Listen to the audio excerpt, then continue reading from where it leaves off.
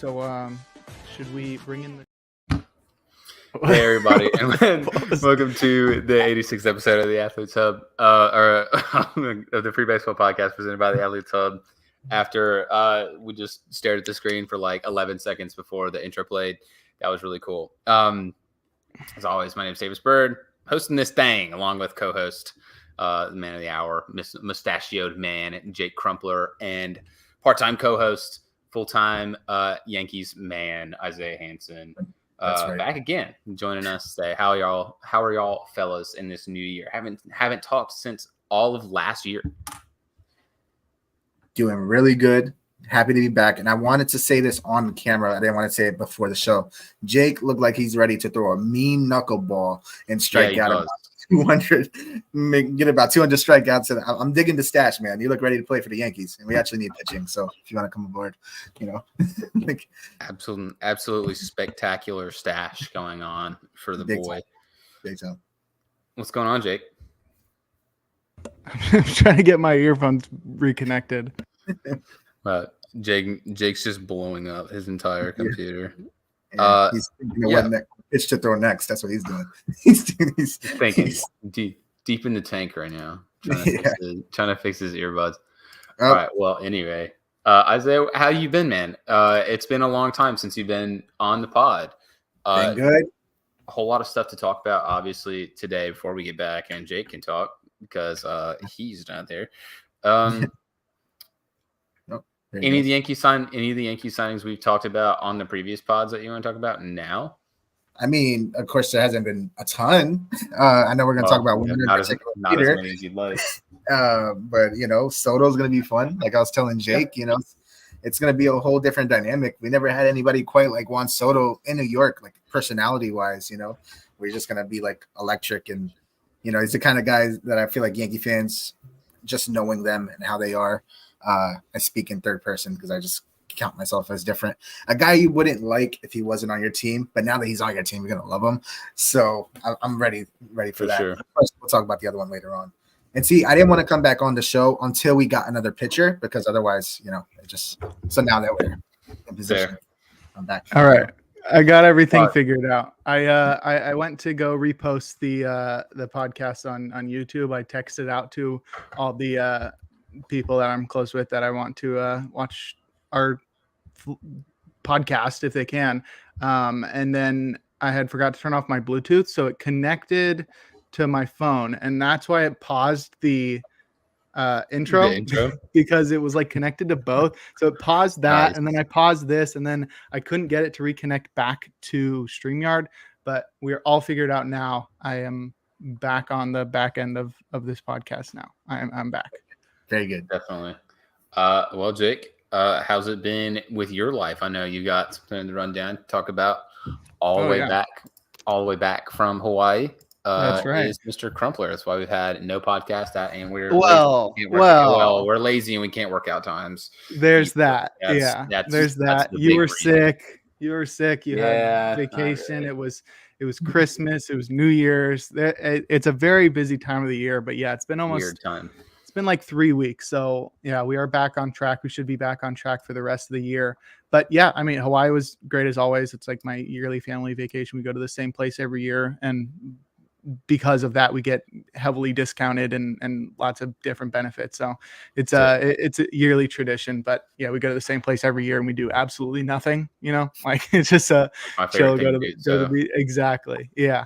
But there is baseball relation to this. When I pulled into the airport and was picking up my baggage from the baggage claim, I saw Joe Ryan, the pitcher for the Twins, which was very weird because I saw him and I have very good facial recognition and it's only amplified by my baseball knowledge.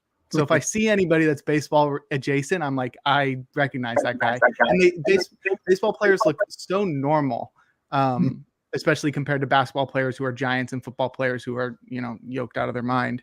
But he just looks super normal. But, you're usually guaranteed that when baseball players are out there with their significant other, if they have one.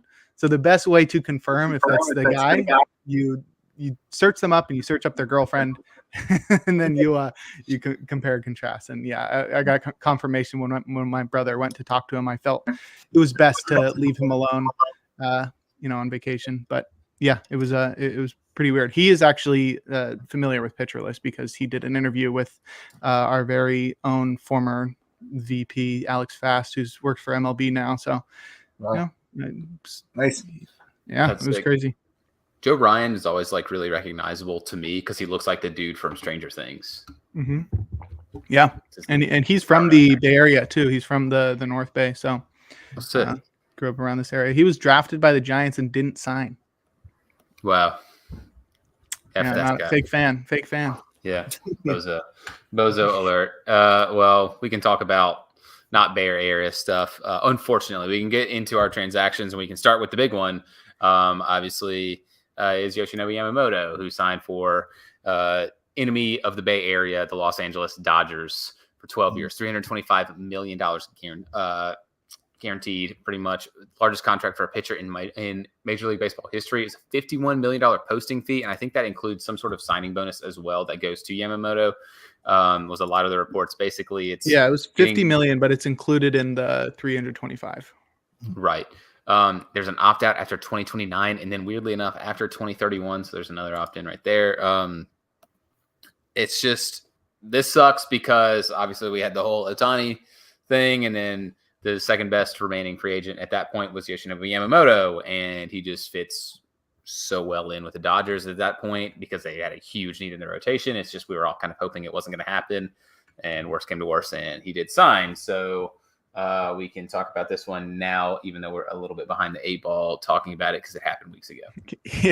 Yeah, it feels like it happened ages ago. But yeah, this was my nightmares coming to life. I saw it happening when the Dodgers signed Shohei. That was probably the worst thing that could have ever happened. And then this sort of just doubled it over. At least the money's not deferred, but yeah, it was pretty terrible.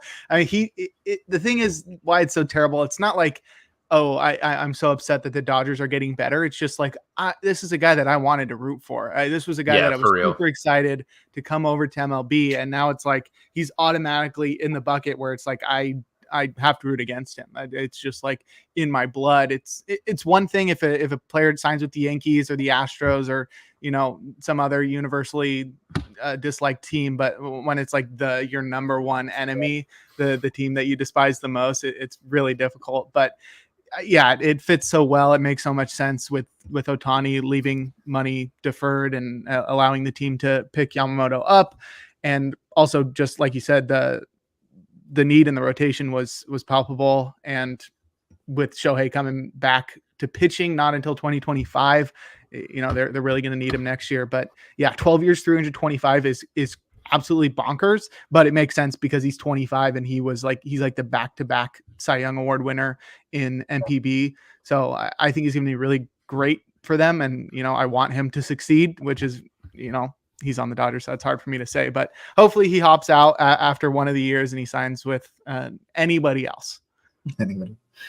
Yeah, I mean, I hear you there. I mean, it was one of my nightmares too, because the Yankees were heavily rumored to go after Yamamoto, and I was just fiending for it because now the offseason is, for a time period, at least for me, it felt like the Yankees, getting Juan Soto was the biggest piece, and now the Dodgers just stole all the headlines, and now they're the Yankees, and it doesn't sit well with me. But one thing I want to note, Jake, you see, as great as they should be, now we have an excuse. If they do not win a World Series over the next 10 years, each year we get to laugh in their faces, being Dodgers fans, and just rub it in that much more because with these moves, committing $1 billion on 2 players, and that's not even taking into account guys that we're going to talk about later, like Teoscar Hernandez, and I'm sure they're going to. It's funny you say $1 billion, and it sounds like it's like, you're just using that as an example. Yeah. It's literally $1 billion. Yeah, it's the number sounds so hyperbolic, and it's the actual number for two players. And so this is the type of thing. Like every year is going to be a World Series or bust, whether they believe it or not. I'm going to see it that way. And every time they do not win, I will be clowning Dodgers fans every chance I get. So at least there's that. Yeah. There's a silver lining to everything. Yeah. I don't have the same inherent hatred of the Los Angeles Dodgers that Jake does, but this one did really suck for me because I really didn't want him to end up on the Dodgers there, mainly because they are now this colossus, even more so than they have been in the past, of a super team. I've mentioned this literally in like some of the first podcasts that we had talking about some of the guys coming over, that I was excited for Yamamoto to come over. This has been literally years in the making for me. And it's like, this is the guy that I wanted to root for the most when he came over. Even if he was like a Yankee, I would still be like, oh yeah, that's sick. Like Yamamoto, it's like, man, I really kind of hope the Dodgers are garbage. Like Yamamoto, maybe he'll be great and then they'll suck. But it's like, I feel like they're kind of not mutually exclusive. But Yeah. he's very good. I mean, he was, like you said, multiple time Cy Young winner, crazy strikeout numbers over in NPB. The guy's really, really good. If you watched him at all in the WBC, he's nails. He throws hard. My favorite thing about him is if you ever get a chance to watch him throw, if you don't remember from the WBC, the way he throws is very quintessentially Japanese pitcher until you get to the release, and he throws extremely violently because he's a little guy. He's a shorter guy, and he throws gas. He reminds me a lot in a way, and the reason I like him a lot, it's not exactly the windup, but the way he pitches reminds me a lot of Tim Lincecum. And I love Tim Lincecum. Like, that's one of my favorite baseball players of all time. So getting sort of a regen here in a way, and then having him go to the Dodgers, like, man, that really sucks. Yeah. One of my new writers at Pitcher List, Lucas Seehafer, wrote a breakdown of Yamamoto's workout regimen and the way he goes about getting the most out of his small frame, and he also compared him to Lincecum. So that's very prescient of you. But at least we still have hope that Roki Sasaki and Munetaka Murakami end up on teams outside of LA. But yeah, I think those will be a couple years down the line. But I think those guys could be even better. There's a good chance for Sasaki because Sasaki's already asked to be posted. Obviously, he was not. They didn't meet the deadline. But there's a chance that he will get an early posting, which will be similar to Ohtani's, which will lead to more teams being in the race because it's not a full free agency style deal. It's more of a team control oriented deal like the Angels had with Ohtani, where Sasaki, theoretically, if he wanted to, he could sign with like the Royals. Obviously not going to. No one's going to sign with the Let's be real. He could sign with anyone. I don't think it's going to be necessarily just the exact same as like an Imanaga or like a Yamamoto, etc. But more teams will be in the running, and I think that will make it more interesting. I'm unsure about the situation with Murakami, but Murakami will be the next big hitter, and I think he's the real deal. So I think that one's going to be really exciting. Sasaki is probably expected to be posted next year, even at the earliest, which would be something to keep your eye on. We can go on and talk about a pitcher, potentially not of the same ilk as Yoshinobu Yamamoto, but it's the Tigers signing Shelby Miller to a one-year deal worth $3 million with $18 million incentives in here that we just kind of have to run down because it's super weird. 2025, he gets a $4.25 million club option. There's a $250,000 buyout. There's $100,000 worth of incentives for reaching 50, then 55, and then 60 appearances. He gets $125,000 for reaching 65 and 70 appearances. And then he gets $150,000 for reaching 40, 45, and then 50, and then 55 games finished, which is something else. These incentives are also included in that option year. What the hell is this deal, Jake? Please explain. I don't know. I think it's just a way to get Chevy Miller to sign in Detroit after playing for the Dodgers. It's a big step down. But yeah, he's an interesting fella. Was very hyped early on in his career. Was traded for Dansby Swanson, but he really he lived up to the hype for the first 4 years of his career. 1 year in Atlanta, but once he got traded to Arizona, things went downhill from there. There was a stretch from 2016 to 2022 where he tossed 202 innings. He had a 7.02 ERA during that time. That's a stretch of 7 years where he had a 7 ERA. He skipped 2020, so I guess it's just 6 years, but even still. Last year somehow had a 1.71 ERA, which came with a 4.49 xFIP. So clearly was pretty lucky. He'll be 33 this next year. I don't see him having a lot of success going forward, but there's the possibility that as one of the more veteran members of that bullpen. He could wind up as the closer. There's not too many options. It's like him, Alex Lang, and Jason Foley, but I don't know. Alex Lang's better. Foley's better, but Foley's maybe better for Shelby Miller sure. is able to They have recapture the luck that he They have found. Chafin now too, again, don't they? That's right. Yeah. Yeah, he's not better. He's not better than Andrew Chafin either. I think the deal I feel like this deal strikes me more as just trade bait. They're hoping that he can recapture some of the same numbers that he had with the Dodgers last year. And if you're somewhere mid-season at a point and the Tigers stink, which they very well may stink again, and you can net maybe 2 or 3 prospects because the contract, if Miller can reciprocate what he did, is a nice deal for a team needing bullpen help at some point, a contender. And then, of course, having the club option is nice, and it's going to potentially maybe get you a slightly better prospect. It's not going to be a groundbreaking trade. It's not a groundbreaking deal, but it's a nice little move. And if it doesn't work out, you got the club option. You simply move on next year. If you're the Tigers, you really have nothing to lose for now until you show that you're except for baseball games. Those are already lost. You can't lose anymore. So yeah, I think it's just potential trade bait. And if it doesn't work, sure.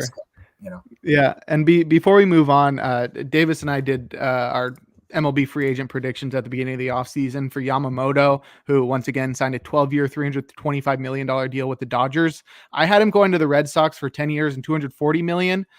Davis had him to the Mets at 9 years, $235 million. I earned 2 points for that. Davis just 1, as his AAV was closer than mine. But both of us were well off the total value of that contract. And I guess you could say we're sort of close with the teams if you think about it. Like, actually, no, I was thinking he went to the Yankees. We were not close at all. Yeah. No, not quite. Yeah, I don't know. We've seemed to undersell a lot of these contracts. It's been kind of a weird one. It's MLB some we've PR's been fault. way over. Some we've been way over, and some It's we've trade been rumors' way under. Yeah, Yeah. It's their fault for It's sure. a different era. Like the salaries aren't really consistent as they used to be. You see Lucas Giolito getting nearly $20 million a year. It's just a tough time to predict salaries nowadays, and who knows what it's going to be next year. Like, I mean, especially going after last year when the shortstops were getting 13-year deals and $300 million consistently, it just seemed like everybody was going to get more, and like the mid-tier free agents would get more. But I think it's just more disparity between the top end talent and the mid-tier talent, as well as starting pitchers earning a lot more because there's so few of those. Yeah. Definitely. So, and we can talk about another one that was on our free agent predictions list that we both did not do very well for our prediction again, but it was Mitch Garver, catcher / DH, going to be one more than the other, signing with the Mariners for a 2-year deal worth $24 million. It's a mutual option for 2026. We don't really know the amount for that option. But how are you feeling immediately about this Mitch Garver move for the Mariners, who seem to be cutting payroll, but also still adding and trying to toe the line like they so often have done in the past? Such a weird franchise.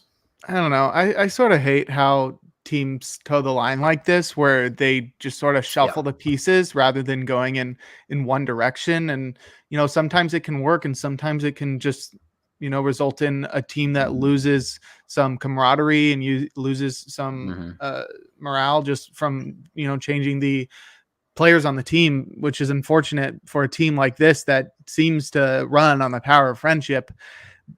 I think Garver is a great signing, and it's not too expensive of a deal. He's going to be a DH more than a catcher, especially because this team already traded for Sebi Zavala from the Diamondbacks, and they have Cal Raleigh, and both of those guys are better catchers as defenders than Garver is. So Garver can be a pretty solid DH. That park is not the best for him, but it is better for righties than it is for lefties. But it is I think it's a very underrated middle of the order bat that many people won't give the credit that he deserves, because he's a legitimate hitter that crushes the ball. Last year, 138 WRC plus, 19 home runs in just 87 games. Yeah. Like, if he's playing 140 games, he's a 25 to 30 home run hitter, and he's not going to strike out so much that his average plummets. So I think he's a very underrated and below market deal for a guy that's going to be a really good hitter. However, he has little defensive value, especially for a team that's already settled at catcher. Yeah. I mean, the Mariners, like you said, I think it is a pretty good move. I think you might even book him for 30 home runs if he's going to be healthy. But it's just I'm suddenly so much less excited about the Mariners. Every year we were hoping for a guy like Kelenic to step up, and there were signs last year that he was going to get better. Now they trade him to the Atlanta Braves, and I'm sure he's just going to go ballistic next year. It's going to look terrible. And then you get, they brought back. I don't know if we're going to talk about Mitch Haniger later, but I don't want to dig too much. We will. Yeah, so I won't say too much about that. But it's an okay move. It's a good move, but it's just I expected more from the Mariners so far, and I don't. Like you said, you're just shuffling pieces at this point. It doesn't feel like you're heading in a direction. Yeah. So. Yeah. See, like they kind of counteracted this move, and at the time this move sort of seemed weird, and we'll talk about, like you said, a different move that they've made later, and I'm a bigger fan of that sort of in tandem with this. But getting him on a deal that's kind of below market, because we predicted him to be making right around the same, but still getting a longer deal. I think you had him for 3 years, 33. I had him for 3 years, 37 and a half. So I overshot the amount just a little bit. But I like Mitch Haniger. Mitch Garver. We'll talk about Mitch Haniger later. I like Mitch Garver. I like both of them. I think the Mitch duo is going to be really good in Seattle. But I like Mitch Garver a lot. I think if he's actually healthy, which if he's not expected to be catching, I think you run the better chance of him doing that. And then just if they really need him to catch, he'll probably catch like maybe 6 games this year, something like that is what I would guess. He had a 138 WRC plus, really high xWOBA. He doesn't chase a lot. On base was 100 points higher than his average, which is usually the sign of a really patient hitter. He's just a really good underrated bat. I think also I have the stupid theory that guys, when they hit free agency, stay in the same division, and he does the same thing, but he already sort of knows the division. He knows the pitching. He knows the parks. He knows where to go, what to do. And I sort of like this fit, getting him for this amount, because I think if he can stay healthy or remotely so, I think you get a lot of value out of this bat. It does suck that the Mariners are sort of like, their division is increasingly more difficult year after year. The Rangers obviously won the World Series. The Astros are a juggernaut every single year. The Angels are ass. We know that. Like, we don't really need to worry about them. But you can point to the Mariners and be like, this is a team that should be in the hunt for the playoffs every single year. Last year, they sort of wavered, didn't quite get there. And now it's like, we're going to toe the line, and we're going to add some pieces. We're going to subtract, and we're going to sort of stay, and we're going to stand where we are. So, I mean, I like the Garver piece in a vacuum. I hate the Mariners' philosophy to approach this offseason, because it's just so nothing. It's so milquetoast. It's such a C to C plus really offseason. At the current moment in time, it can get better, but I don't know. It's a strange little move here. Mm-hmm. And we can move on to talk about Isaiah's Yankees and trading world-renowned famed prospect Estevan Florial finally to the Guardians in exchange for Cody Morris. I'll let you take this one, Isaiah. Yeah, the 5-tool prospect that was Estevan Florial, but he never got quite a fair shake. I mean, he feels like a quadruple A player, right? He did really well in AAA, but perhaps with the Guardians, he'll get some consistent playing time. And Cody Morris, I'm the mayor of the Yankees fan base. I'm not very excited, of course, but who knows? You catch a little bit of lightning in a bottle, but nothing really. This is more of a nothing deal to me. I feel like you were going to lose Estevan Florial possibly in the Rule 5 draft anyway. So this is just about getting something rather than nothing. And who knows? Maybe Florial can become an at least average bench player, if not more, with consistent playing time in Cleveland. And, sometimes they catch lightning in a bottle. So, but again, not too much to be like excited about, in my opinion. Yeah, I think this is a very high upside play. Florial has been one of the best minor leaguers for the last, 6 years or whatever. Since 2015, he's been playing in the minors. And last year, he was absolutely incredible. 28 homers, 25 stolen bases, batted .284. That's a 130 WRC plus at AAA. He played in the majors for 19 games, was not good. 83 WRC plus. He's a pretty decent fielder too because of that speed, but the power speed combo is legit. The problem is the strikeouts, which he was at 30% basically last year at AAA. And that translates to a strikeout rate that is likely to be above 30% once in the majors. that's going to be a problem. What interests me though is that with him going to the Guardians, a team that is very focused on getting guys that don't strike out and filling up their lineup with guys that avoid the punch out. Either he plays well in that lineup because he differs so much from the rest of that team, where he's an all or nothing hitter that's gonna use his speed on the bases and in the field, but is mostly just going to be swinging for the fences and walking when he does. He's a 3 true outcomes guy.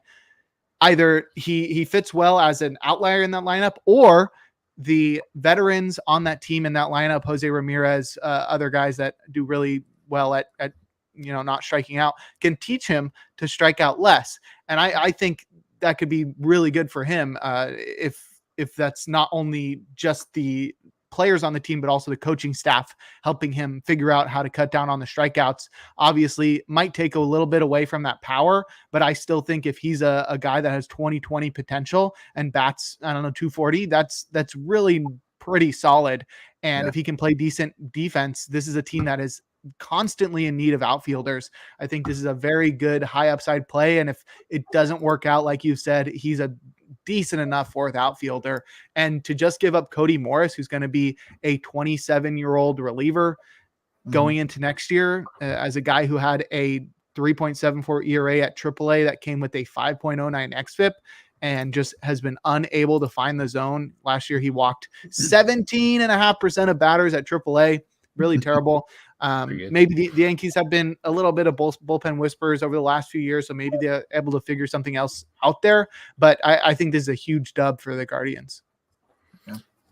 Yeah, I like the move more for the Guardians just because Esteban Florial, I think he's going to get a chance to play because there's really only one name that's like guaranteed pinned in right now, at least for me, for the Guardians outfield, and that's obviously Steven Kwan. They have a lot of other guys that play. I mean, like Ramon Laureano was good at one point. Is he really now? I mean, he's still sort of struggling.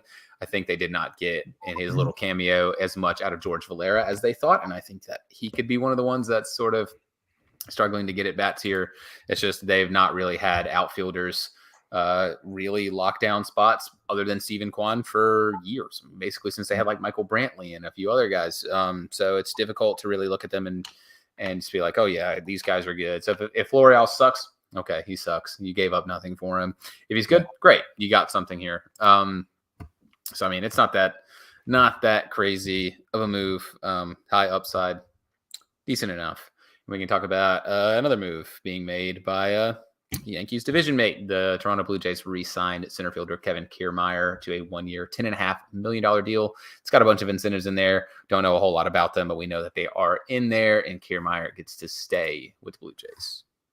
Yeah, I think Kiermaier was a little bit overrated in the past. Obviously, one of the best defensive center fielders maybe of all time, but the bat always seemed to lag behind. And even if he was sort of a league average bat and was putting up great WAR numbers, he was just unable to stay healthy. And so it always left you wanting more. But I think now at this point in his career, entering his mid-30s, he's become somewhat underrated because he's maintained a lot of that defensive value. Obviously, he's not the same level that he was in the past, but he's still an incredible defender in center field, and he's maintained his ability to be a league average bat. And I think once you get down from that standing as like the GOAT center fielder, platinum glove award winner, just with all this potential that you see in him, and you sort of enter reality of that, like, he's not going to be a guy that's going to really impact the lineup, but he's going to be great in center field. He's going to be decent at the plate, and it works well on a team that doesn't really need his offensive production because they have guys who produce all over the place. That I think he becomes pretty decent. It's crazy that entering his age 34 season, he's able to earn over $10 million, but I think at this point it's deserving if he's able to stay healthy. Yeah. And you mentioned how they don't necessarily need his offensive numbers, but they definitely need his defensive abilities because, you got Bo Bichette at shortstop. You got Vlad Guerrero. You got big hitters in that lineup. I know a lot of Blue Jay fans were very upset at the time of the signing because they were expecting big things. Juan Soto, they wanted a big signing, and it just didn't ever happen. But he's a gamer. He kind of reminds me, this to me, like 60% of my takes are going to include a Yankee reference.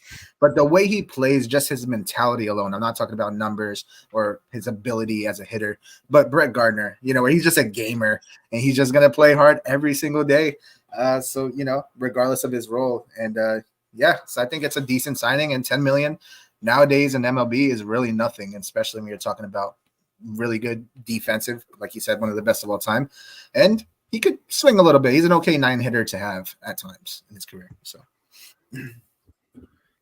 Kevin Kiermaier is currently the active player with the most career WAR that has never been an All-Star. So wow, the next Dick Markakis. Yeah, there sure is. He's worth like almost 36 WAR, which is kind of nuts considering he's it's never been an all All-Star defensive value. It is. I'm cool with this. I think it's on a 1-year deal.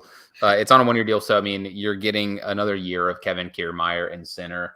Zips actually kind of likes him this year, which is sort of weird. I think he has similar numbers to what they project Christian Yelich to do, which is outrageous. But considering that they got him for this amount of money, I think that I'd be fine with this. It's $10 million, which sounds like nothing because we're just guys talking baseball. But like you look at some other guys that we'll talk about later, like Harrison Bader got around the same amount, and then you kind of have to weigh.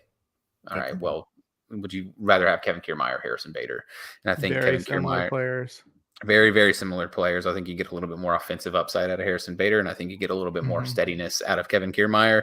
And I think that's what the Blue Jays probably needed. And I think they made the correct decision and went with Kevin Kiermaier. So I don't have any problems with this deal. And then they have another deal that they have made that is also involving a baseball player. And it is Isaiah Kiner-Falefa, who is a guy that does play baseball.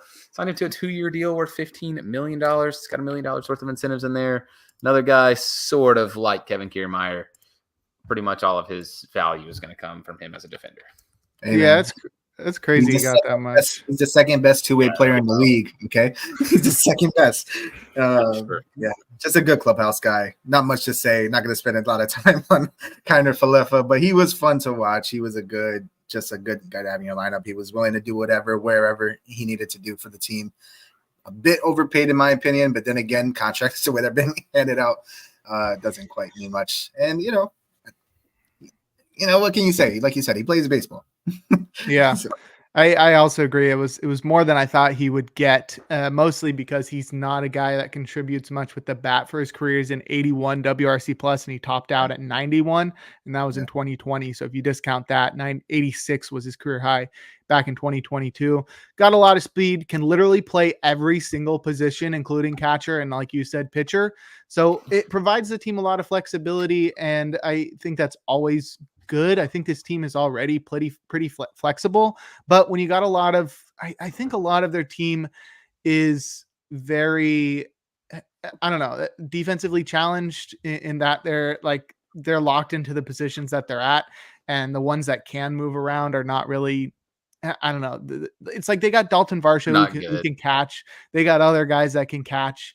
I don't know. I think this, on the bench that sort of plays everything, but not any of them really well. Exactly. And I think Kiner-Falefa fills that role pretty well and should give the team like decent replacement level production when somebody goes down with an injury or when somebody needs to take a break. But it's not like he's going to find a new level with the bat. I think he's going to provide speed and decent defense at every single position. And I think every team wants a guy like that. Exactly. They gave him so much money, which is really strange for a guy that's offensively Daniel Descalso. I'm not really. What a pull! I'm not a big fan. Look, man, I had to watch Daniel Descalso play baseball. He's more likely he can play everything, but he's more likely going to play everything in the infield. Is more likely. And then you sort of look at this move in the back, like in a vacuum, combined with the Kevin Kiermaier move. And then what I immediately think is like, okay, well, what's the Blue Jays plan? Because if you're paying money to get Kevin Kiermaier and if you're paying money to get Isaiah Kiner-Falefa, which you're obviously committing 2 years. And then if you think this guy is, what did you say, an 81 career WRC plus? That sounds correct. 81, 83, something like that. WRC plus guy, you're giving him a multi-year deal. They have impending free agents that are good baseball players, and they're getting guys that are mid baseball players. And I just don't really understand what the ideology here is, because you let Matt Chapman walk. And then I found this tweet, which I thought was interesting. Matt Chapman sort of had a down year. He hit 17 home runs. Kevin Biggio, Connor Falefa, and Santiago Espinal, who now will all be on the same team, combined for 17 home runs. So you're losing a ton of offensive production. You're losing positional flexibility. Like, you're gaining positional flexibility, but you're getting it at the expense of a guy that can't hit. You lost Whit Merrifield. You're still employing Kevin Kiermaier, expecting him to go hit. And then you also don't have someone like Brandon Belt. So I don't really understand how they intend to fill these roles on offense, or if they really think that guys like Davis Schneider are going to step up into bigger roles, or what the plan is. Because now you talk about like, oh, well, they have all these big boppers in their lineup, Bo Bichette, Vladimir Guerrero, etc., George Springer, if you want to keep going. You are losing more of those pieces that sort of string the gaps to those guys, and your offense becomes worse. I don't really know, unless this is coupled with bigger moves. I think the Kiner Falefa move, it's like, it is a who cares move, but I think it's more indicative of more serious problem with how they're building their roster right now.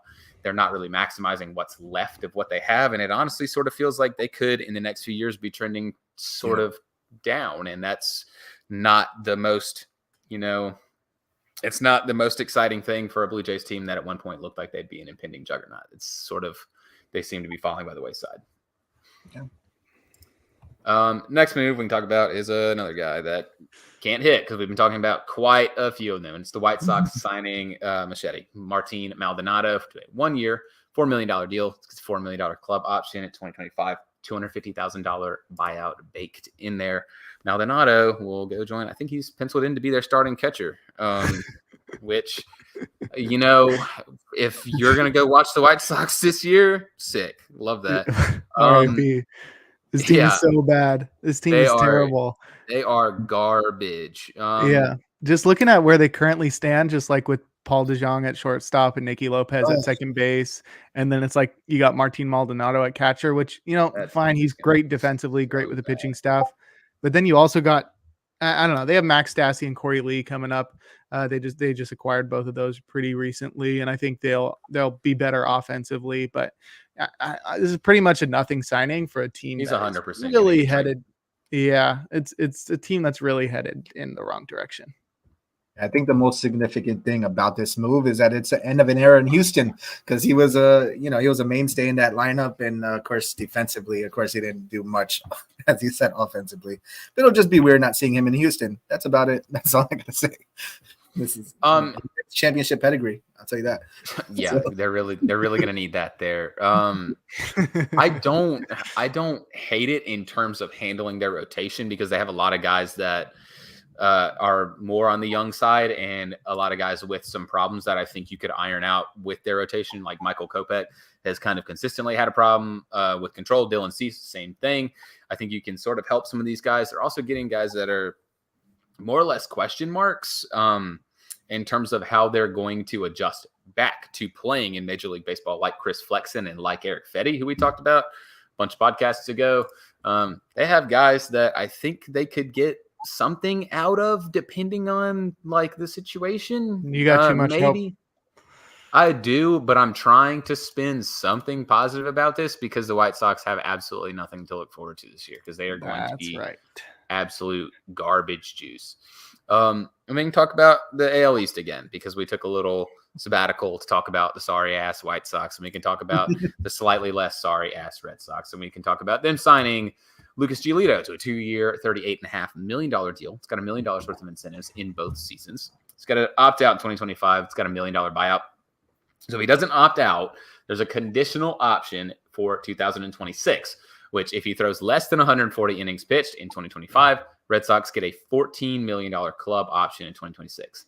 If he reaches the 140 innings, or if he surpasses it, so if he gets more than 140 or right at 140, there's a mutual $19 million option.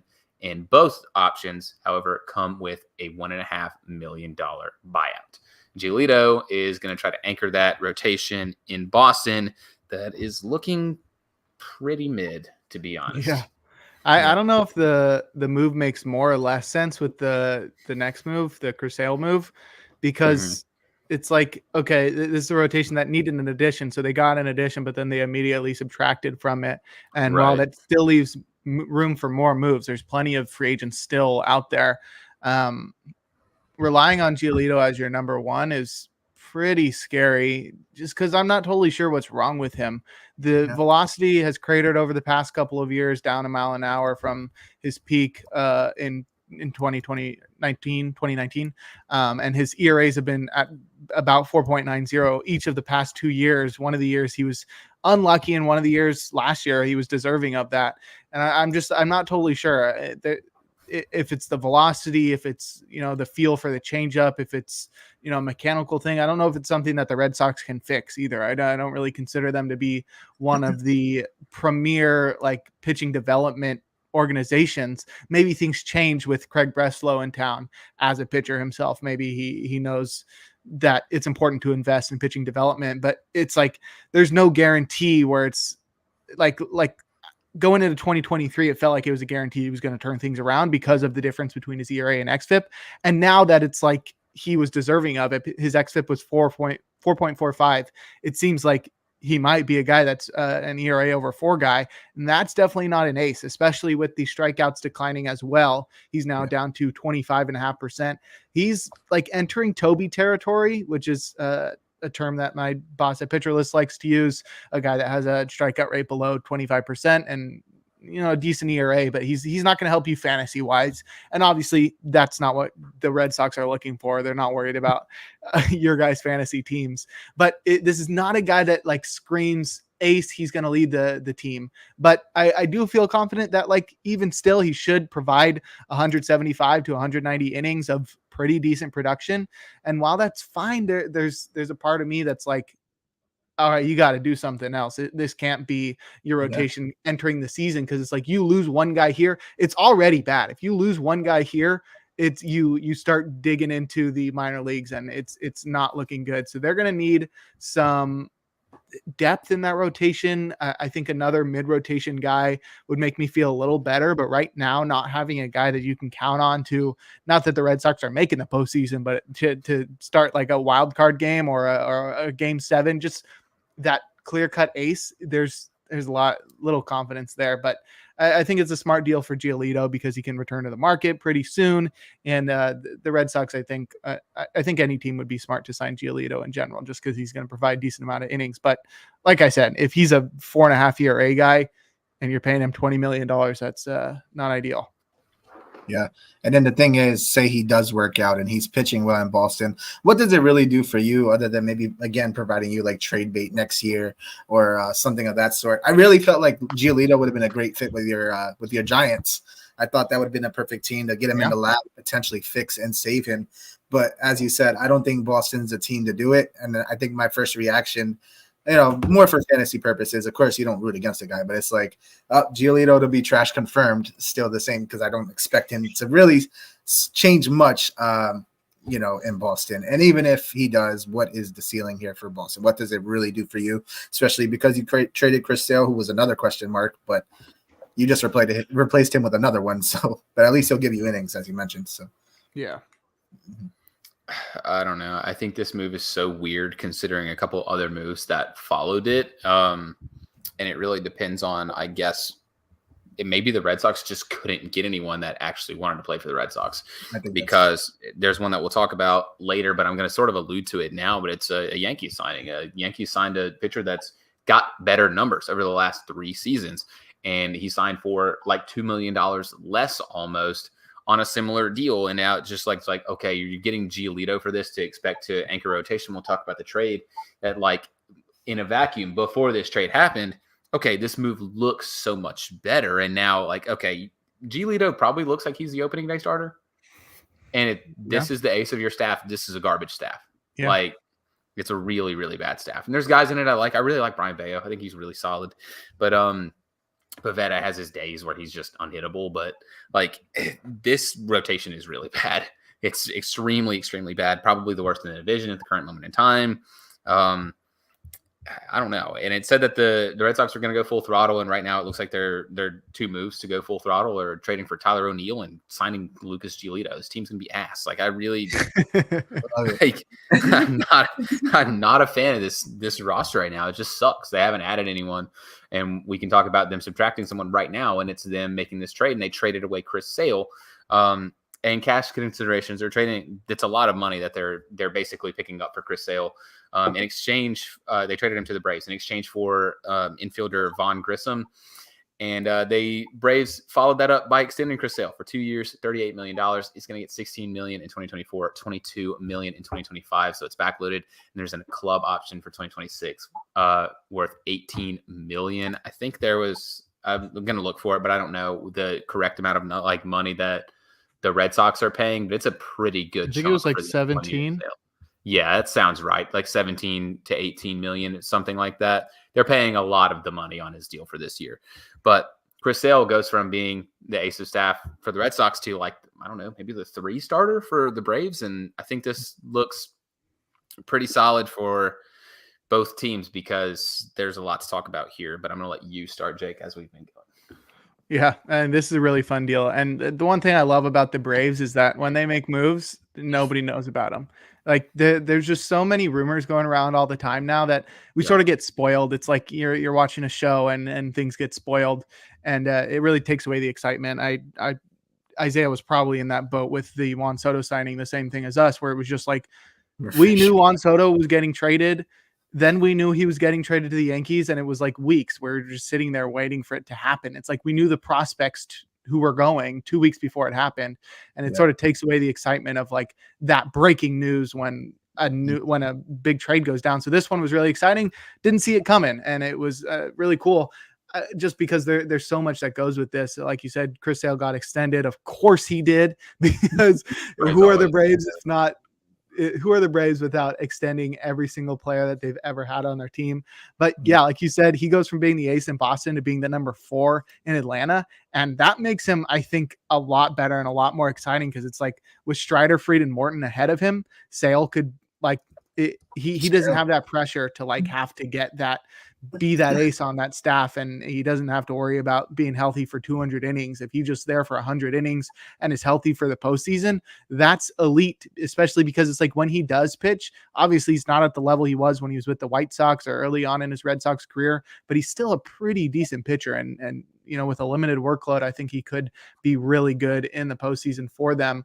But they had to pay a hefty price to get him. Vaughn Grissom, one of the better prospects in baseball last year, 8 home runs, 13 stolen bases, batted .330 at AAA, 135 WRC plus. He will be just 23 next year, and he can immediately slot in as the Red Sox everyday second baseman. I think it's a very fair trade for both sides, though, with the combination of the current status of that lineup and the pitching rotation now looking, as we discussed previously, not great.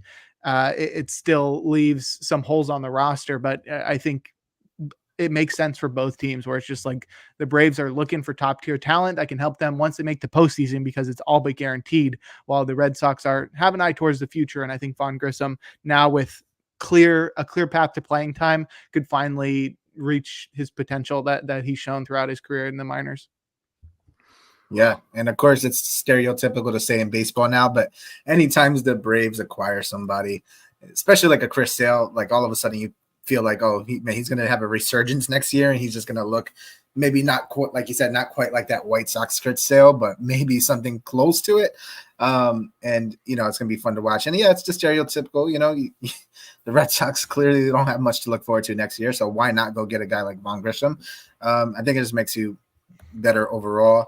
I definitely, I'm with you there for sure. Yeah, I think the move is really fair. The only thing that I'm really concerned about is the sort of roster fit, like where they're going to play a bunch of guys in Boston, which is not necessarily the worst problem to have, having too many guys that play a bunch of positions, because they paid Trevor Story. So Trevor Story's under contract. Tristan Casas obviously going to play first base. Rafael Devers, most likely penciled in at third, but their top prospect is top 10 prospect in all of baseball. It's Marcelo Mayer. He's a shortstop, and now you have Vaughn Grissom, who was a shortstop and now will likely play second base, but I don't know where he's going to fit defensively because he's a bad fielder. Like, he's a good bat, and I like Vaughn Grissom. I really like him as a prospect. He's a very good hitter, but he's a really bad fielder, and he kind of proved that where they sort of handed him the reins. They're like, look, here you go. You can play shortstop for the Atlanta Braves last year. He was terrible. They literally had to send him down. He wasn't hitting. It's not like he was the worst hitter ever, but he was a miserable fielder, and they kind of let him go back down. It's just sort of a weird roster fit, and I think it's a good problem to have, but in a year or so, you're going to have to try to figure out where you're going to put all these guys. Yeah, because Story's around until 2027. Yeah, they gave him it's like a 6-year deal that they gave him. Yeah, it's not looking good. And Rafael Devers, unless you're going to give one of these guys a run at third, which Mayer could potentially be there. He's a really big frame shortstop. He could potentially go there, and Devers might just have to DH. But it's weird to sort of fit all these guys in the roster. It's a good problem to have, like I said, but yeah, I don't know. One of these guys is gonna have to move. I see why they're shopping Yoshida now because they really do have a logjam in the infield, and the outfield's about to get crowded when Rafaela comes up too. Yeah. One of their other prospects is a second base prospect that supposedly they like a lot, Nick York. So I mean, there's just so many guys that they have to fit into certain positions. I don't know where all of these guys fall. I feel like it only becomes a jam though if it's working out for all of these players. You just got to figure out where to fit them at the end of the day, right? So, I mean, that's true. Let it become a logjam first. One could be garbage, and it just isn't a problem anymore. Exactly. We can talk about the next move now, and it is the Reds finally signing another starting pitcher to add to their rotation, and it is Frankie Montas this time. 1-year deal for $14 million. He's getting a $20 million mutual option for 2025. That is a $2 million buyout here. I love the direction the Reds are going in terms of adding pitchers, because that's really all they needed to do. Sure. So far, they've added Nick Martinez and Frankie Montas to the rotation, as well as Emilio Pagan and Brent Suter to the bullpen. And that doesn't include, guys that are still in the minors, but yeah, now they look like they have a pretty decent depth in the rotation. They have tons of prospects that could come up and fill. I think this is a team that's on the rise. However, I wish they signed guys that I felt more confident about. Obviously, Frankie Montas, you're going for upside there because, he did steroids, which helped him reach the levels that he did with the A's. And he's been unable to stay healthy since then, did absolutely nothing for the Yankees. And, you're spending a lot banking on the fact that he's able to come back healthy and contribute to the team with $14 million. That being said, it's because of all the depth they now have, so much so that Nick Lodolo, one of their upcoming best pitching prospects who was injured for most of last year, but looked incredible in 2022, is now penciled outside of that rotation. So I think they're pretty set in terms of depth, so they can sort of handle something like Montas being injured or not really living up to the potential that he showed in the past, because they'll be able to bring Lodolo up or bring up Lyon Richardson, or, bank on the fact that Hunter Green is probably going to turn into an ace. And I think, the depth is a good goal, but I would have liked them to go for somebody with more certainty, because that's sort of what you need when you have a bunch of young pitchers around you, because the young pitchers are the guys that you're hoping have the high potential, the high ceiling, where it's the veteran guys are the ones you want to have a high floor, where it's you just want to be able to rely on them to make 30 starts and be out there every day and take the load off of the young starters that you don't want to push too hard. But now it still seems like everybody's sort of gonna have to do the same thing, because even Nick Martinez is in that same boat where he's pretty decent. He's still got some potential, but he's not a guy that's going to throw 200 innings. He's going to be 160 at the most. So there still seems to be a lot of pressure on the young starters on this team and in this rotation. But yeah, I don't know. It's a fine signing. You want them to sign veteran starters, and that's what they've been doing. But I don't feel too confident with the current makeup of the rotation. I will say this. I've seen this script and movie before. The Yankees acquiring an Oakland Athletics pitcher who pitched pretty well with the A's. Doesn't work out. He goes to Cincinnati. He revitalizes his career, and suddenly he's worth that $20 million club or mutual option in the second year. So it's entirely possible that we just see the same script again. Of course, a little bit different, as you mentioned. There was some PEDs involved with this one, but nevertheless, I've seen the script before, and I would not be shocked if Montas reverts to what he was before he got to the Yankees and before he got injured. And it's 1 year at the end of the day. So yeah, you're talking about Sonny Gray, right? Yes, I am, of course. Yes. So yeah. I don't know. I'm not as high on Frankie Montas just because we don't really have a lot. None of us are high on him, Davis. No, I just think he's an asshole. I'm not a big PD guy, so don't particularly like him. I think that they still could probably use a few more ads in the rotation. Maybe another guy that's sort of like a higher tier guy. I honestly am surprised that it must be that the price on him is extremely steep, but they feel like the biggest fit to sort of make a trade for Dylan Cease. And I'm more or less surprised that hasn't happened yet. But I don't know. I do like that they are adding. I mean, it's good to see. We talked earlier and kind of gave the Mariners like a bunch of guff because they're just sort of towing the line. And the Reds see that like, okay, this division is really open. We have a very good young lineup. We need to add to the rotation. At least they are adding guys to their rotation. So it's hard to complain about that. So I'll leave it at that and move on to talk about the Padres again. And they signed Korean closer Woo Suk Go for 2 years, $4 million. It's got a $3 million mutual option in 2026. A $500,000 buyout for a Korean closer that kind of looks and plays exactly like another pretty famed Korean closer. Go ahead. Who are you referring to? Sungwon Oh, the final boss. Oh, yeah. He was great for the Cardinals for that for like 1 year. For like a year. Well, yeah. They do throw extremely similar, kind of similar throwing motions, both kind of mid fastball kind of guy, mid 90s slider guy. So that's the best comparison I can make. Yeah, this guy's name is sick. I think it lends itself to lots of memes. But to be honest, I think the Padres got a pretty decent steal here. That's like low value for any reliever, especially one that was so good in Korea.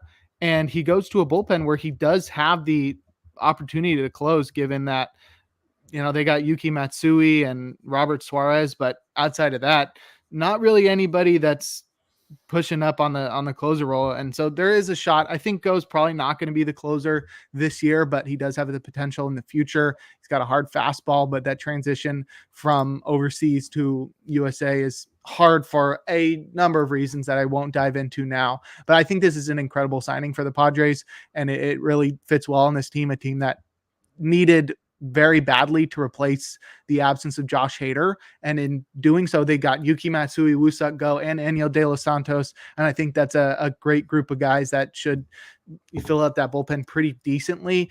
I don't have as much faith in the Padres being better next year, especially because they lost Juan Soto, obviously.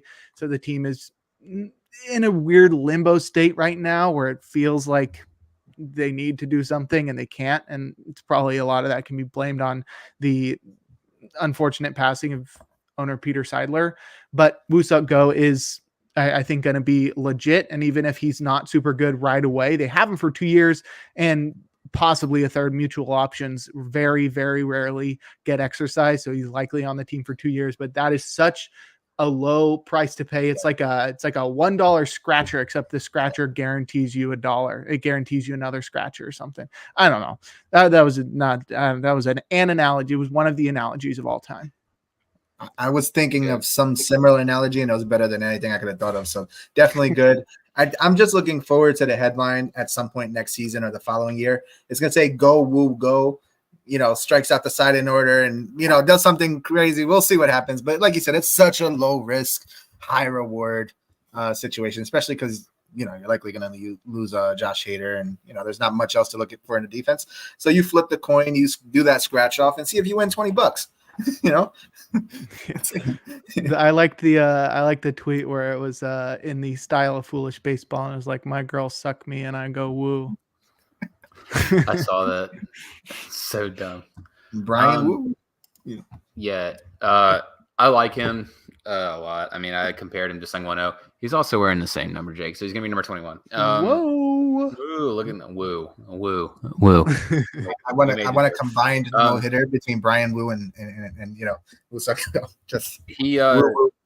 He did strike out a lot of guys considering the amount of innings he threw. He's a closer. He also closed for the Korean team that I sort of support whenever I actually get around to watching their games, the LG Twins. They won the Korean series this year, so shout out to those guys.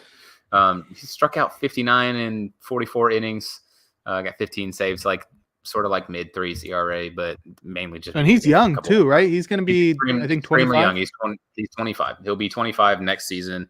So I mean, he'll kind of be going off. I think he will not close to start the season, like you said, but I think there's a reasonable chance that he's going to close by the end of the year. So probably a guy that you want to be buying in fantasy. For me, I'm a pretty big fan of him.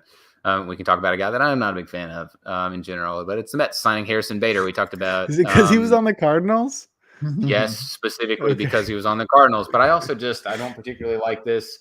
He signed for pretty much the exact same deal Kevin Kiermaier got. 1 year, $10.5 million. Got $350,000 worth of incentives in there to be a Met. And Harrison Bader is a guy that you sort of know what you're getting. You're getting Harrison Bader-esque things out of him, good or bad. So go ahead, Jake. You can lead us off one more time. I'll actually hand it over to Isaiah since he played for his team last year.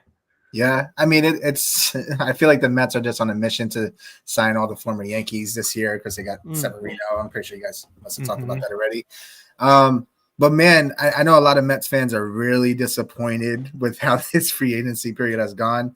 You went from, spending recklessly and signing guys like Verlander and Scherzer, but it just doesn't appear like the Mets feel like this is the year for them to truly go all in and push closer. So I think it's a decent filler move, just something to kind of hold that defense over. Very similar to the Kevin Kiermaier stuff until a bigger fish comes.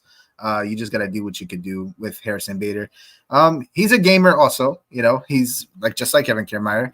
And there's times where he is able to get hot for you, but again, it's kind of a nothing move, but you're getting quality defense out of him. And like you said, he has a little bit better upside at the plate than Kevin Kiermaier. So it's a fine move, but I know Mets fans are disappointed because there's not much to look forward to next year. So yeah, I think given what we know about the current direction of the Mets and that this is sort of their off year before they jump back into being competitive in 2025, I love the way that they've been going about this, and they've got a new GM there now, or president of baseball ops. So they are sort of in a new direction. They're in a new era.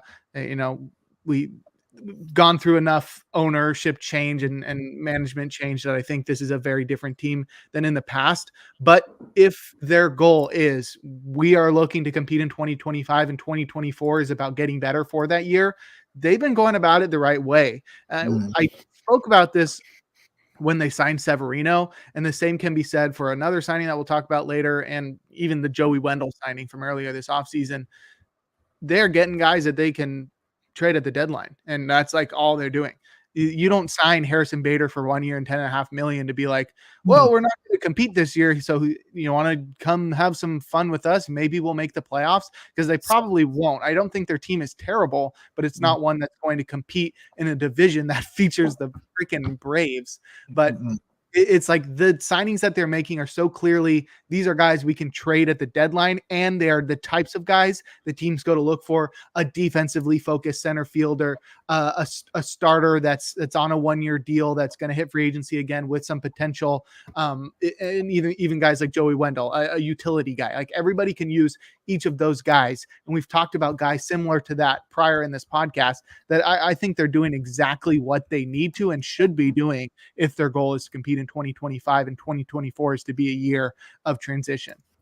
Yeah. And one thing I just want to say, I really respect how Steve Cohen went about, you tried something with Verlander and Scherzer and it didn't work out, and you quickly just undid that. And, you're starting over again, just like you would in fantasy baseball so quickly. You got to respect it. Like you said, they're being decisive and very, just decisive with their moves and select, I like it. I like it. Mm-hmm. I think a large chunk of this, I like what Jake had to add a lot about adding guys that just sort of build for the next year and guys that sort of fill a niche. But I feel like Harrison Bader, a lot of what they signed him for is specifically to sort of save some miles off of a guy that they gave a lot of money to last year, which is Brandon Nimmo. And I think that Brandon Nimmo sort of is going to have to move to left field by default because Harrison Bader's a superior center fielder there. There's also a superior center fielder that is still a free agent that has played more baseball and is a better offensive player than Harrison Bader, and it's Michael A. Taylor. And if you're really going to sign somebody for this, you could sign somebody who is going to command less money because they are older and be a better baseball player that you will likely get a higher return for if you choose to trade them because they will play more baseball and be more productive, like Michael A. Taylor has been the last forever compared to Harrison Bader. So I think this trade, you are giving a guy that's a worse Kevin Kiermaier the same money as Kevin Kiermaier. It makes no sense to do this. I know it's a 1-year deal and you're doing it, but I think Harrison Bader is not that good. I really don't think. Let me explain. What? Brandon Nimmo's a racist. He's not giving up his position to a minority. Probably so. That's not even just like a joke I made up. I mean, there are plenty of jokes about Brandon Nimmo being not too minorities. Still, I mean, even then, at that point, if you're going to put Michael A. Taylor in left field, you're still getting almost a 2-WAR player out of your player there, and you're going to get something better than Harrison Bader, who, by all accounts, is Harrison Bader, which is he plays some defense. He's kind of fast, and other than that, he's a bum. Like I'm not really a fan of this. No bias at all. He had a 70 WRC plus in the highest amount of games he's played. I'm gaslighting you. I'm gaslighting you. That dude is butt cheeks. I'm not a big fan of his. I would rather have Michael A. Taylor personally. Hey, when did Michael A. Taylor smack 21 home runs, man? When did that happen? How many years ago did Harrison Bader do that? Boom. Has he done that? When? Never. No, I think Isaiah's saying he's surprised by how good. Yeah, it wasn't a shot at Michael A. Taylor. I was just like curious, like, hey, what's he been up to? Well, snap, he had 21 home runs. Yeah, Michael A. Taylor's kind of the shit, man. I like Michael A. Taylor a lot. If you're going to sign a stopgap center fielder, sign the best one available, and they didn't. Maybe it is because Brandon Nimmo's a racist. Like that's kind of a pretty valid point. Let's talk about players who aren't racist now, hopefully. Well, we don't know that. Well, we don't know who's racist and who's not. We do know for a fact that Brandon Nimmo is racist.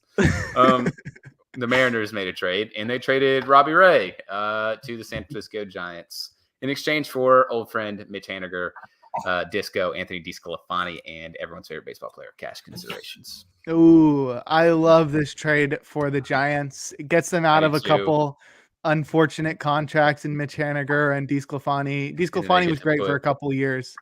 They get to put Robbie Ray in the cheating lab too. So that's right. Yeah, and it's not like he hasn't won a Cy Young award in the past. Obviously, still recovering from Tommy John surgery, so we won't see him until the second half of next year. I think that's totally fine. I don't have tons of faith that this team is going to be super competitive next year, but you never know because of their player development. They can always do some crazy stuff.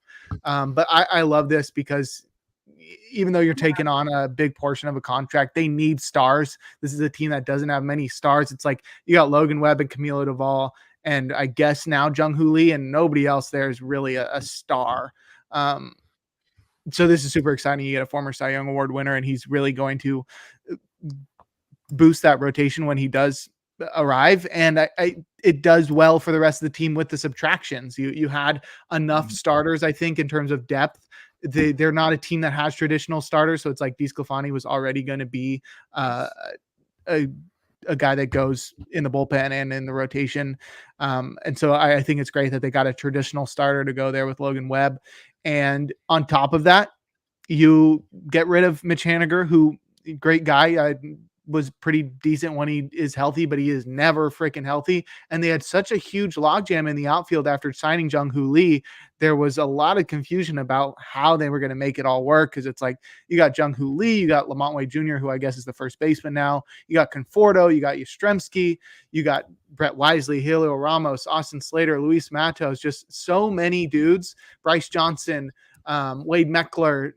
I don't even think they have Bryce Johnson anymore. TJ Hopkins. They got so many freaking outfielders. It's like they had too many to know what to do with. And when you have a guy making as much money as Haniger, you're sort of obligated to play him. And this is a guy that is going down the path that looks like he's a short side platoon guy with little defensive value. That's very unfortunate for a guy that you're going to be paying, I don't know, was it $50 million a year or more? So I think it's great that they got out from under that contract and opened up the outfield playing time a little bit more. Makes a ton of sense. And I think banking on the upside of Robbie Ray is super awesome. I don't think he's going to be contributing too much this year, but in 25 and 26, I have lots of faith that he could be an incredible 1-2 punch atop the rotation with Logan Webb. And logistically, like you just you just dipped into your surplus with Mitch Haniger, who, like you said, is a solid player, but I feel like he's definitely replaceable.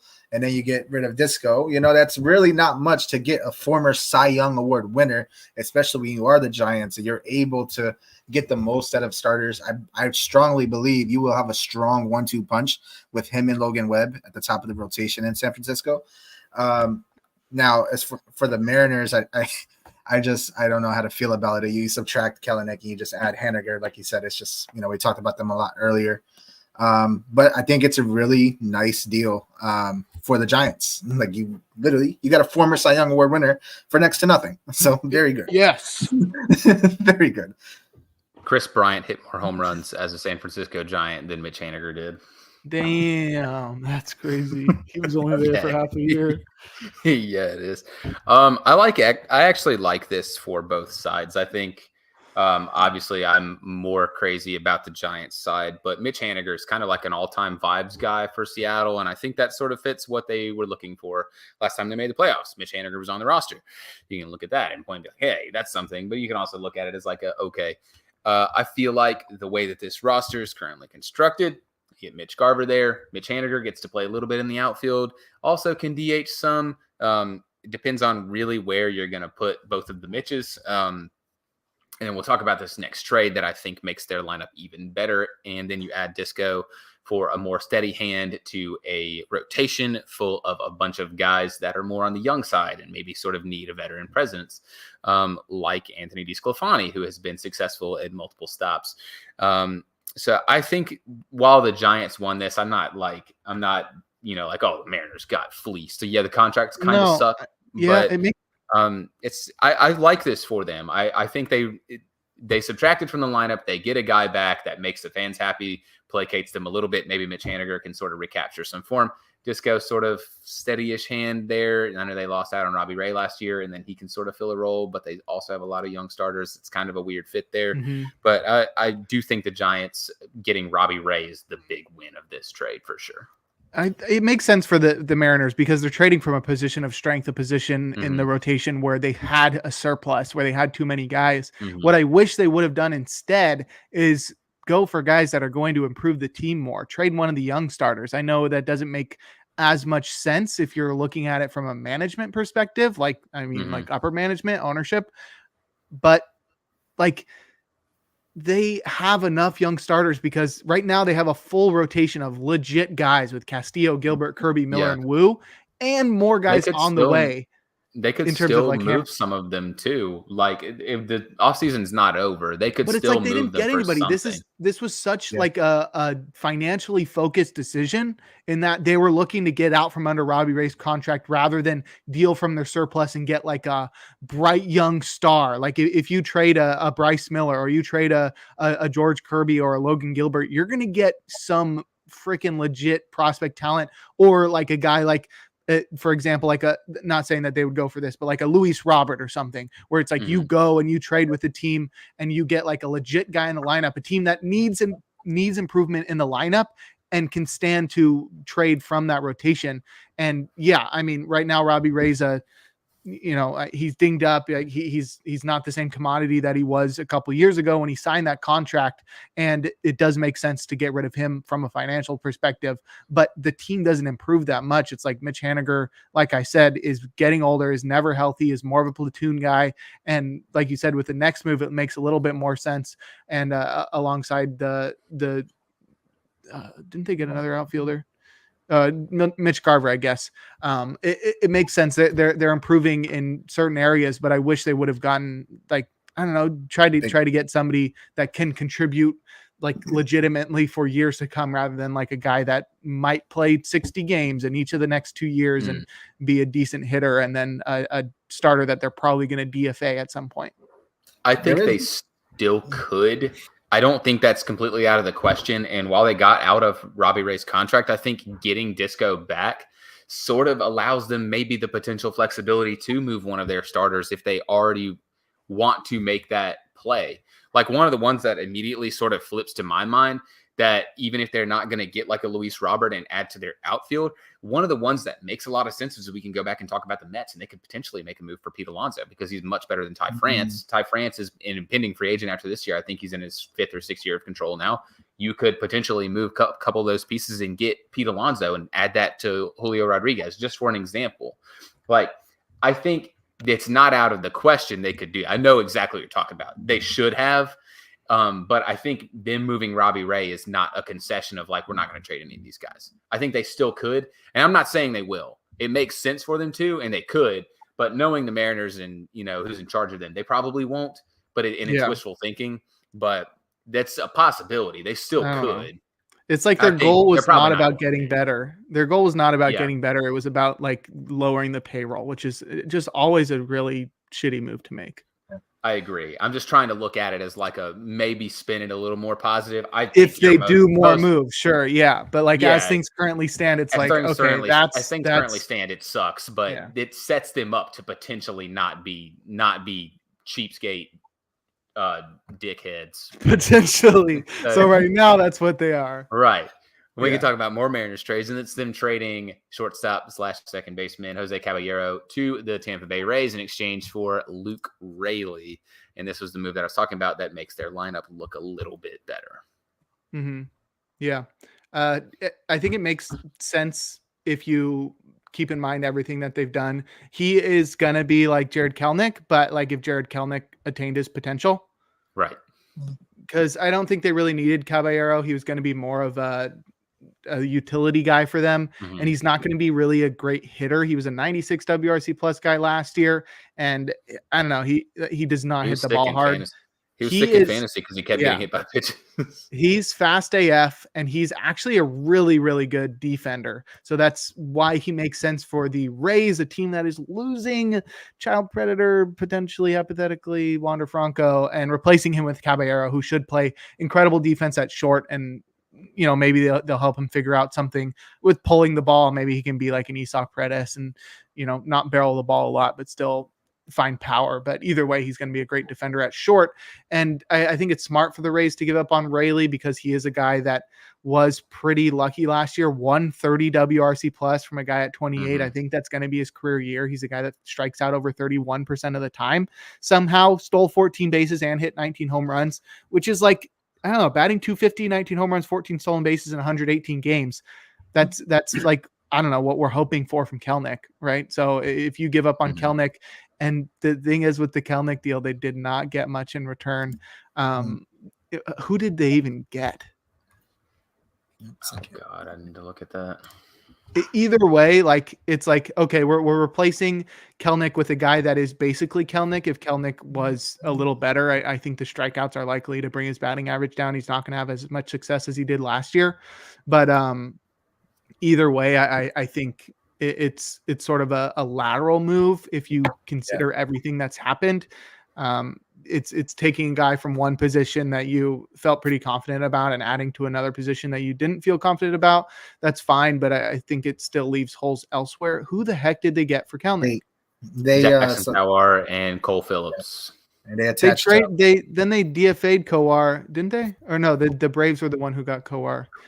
They have Kowar and Jackson Phillips. Yeah. Cole Phillips. I feel like maybe the incentive for them was getting rid of Marco Gonzalez because isn't he making like 14 It was million? such a bad trade. All of their trades have been financially focused. Exactly. All they care about is shedding payroll. They do not care about getting better, and it sucks because this is such an exciting team that finally felt like it was on the rise, and now it's all going downhill again. Yeah, I mean they get rid of Marco Gonzalez. Like that's the highlight of that trade, I guess, for them. Right. But Now he's going to be a beast on the freaking yeah. Pirates.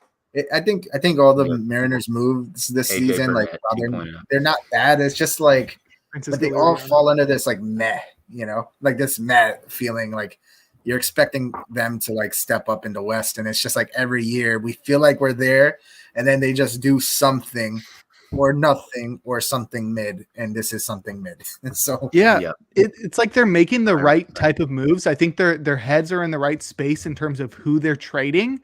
Yeah. But the returns that they're looking for is not correct. Terrible. Like I said, every single trade is like, we want to shed money. We don't want your good players. We just want you to take give me some money. Give me some bum. Yeah. and just take the money out of money.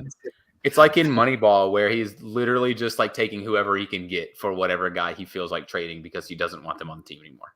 Yeah. And it's just like if their offseason was centered around trading Kelnick and trading Robbie Ray, they could have gotten some crazy players because Robbie Ray, former Cy Young, Jared Kelnick still has tons of potential. And they've traded other guys like the Caballero trade is fine, but they've done some other things as well. The Mitch Garver signing, I guess, but they could have gotten some crazy players for Kelnick and for Robbie Ray. I think, you trade Kelnick for a starter and then you have so much depth that you can trade two of your young starters and get somebody absolutely bonkers. But their whole goal this offseason has been shedding payroll, and that's absolutely disgusting. Getting out of bad contracts to potentially sign more bad contracts. It's just kind of insane. Yeah, that's probably extremely accurate. Yeah, it does. It just kind of sucks.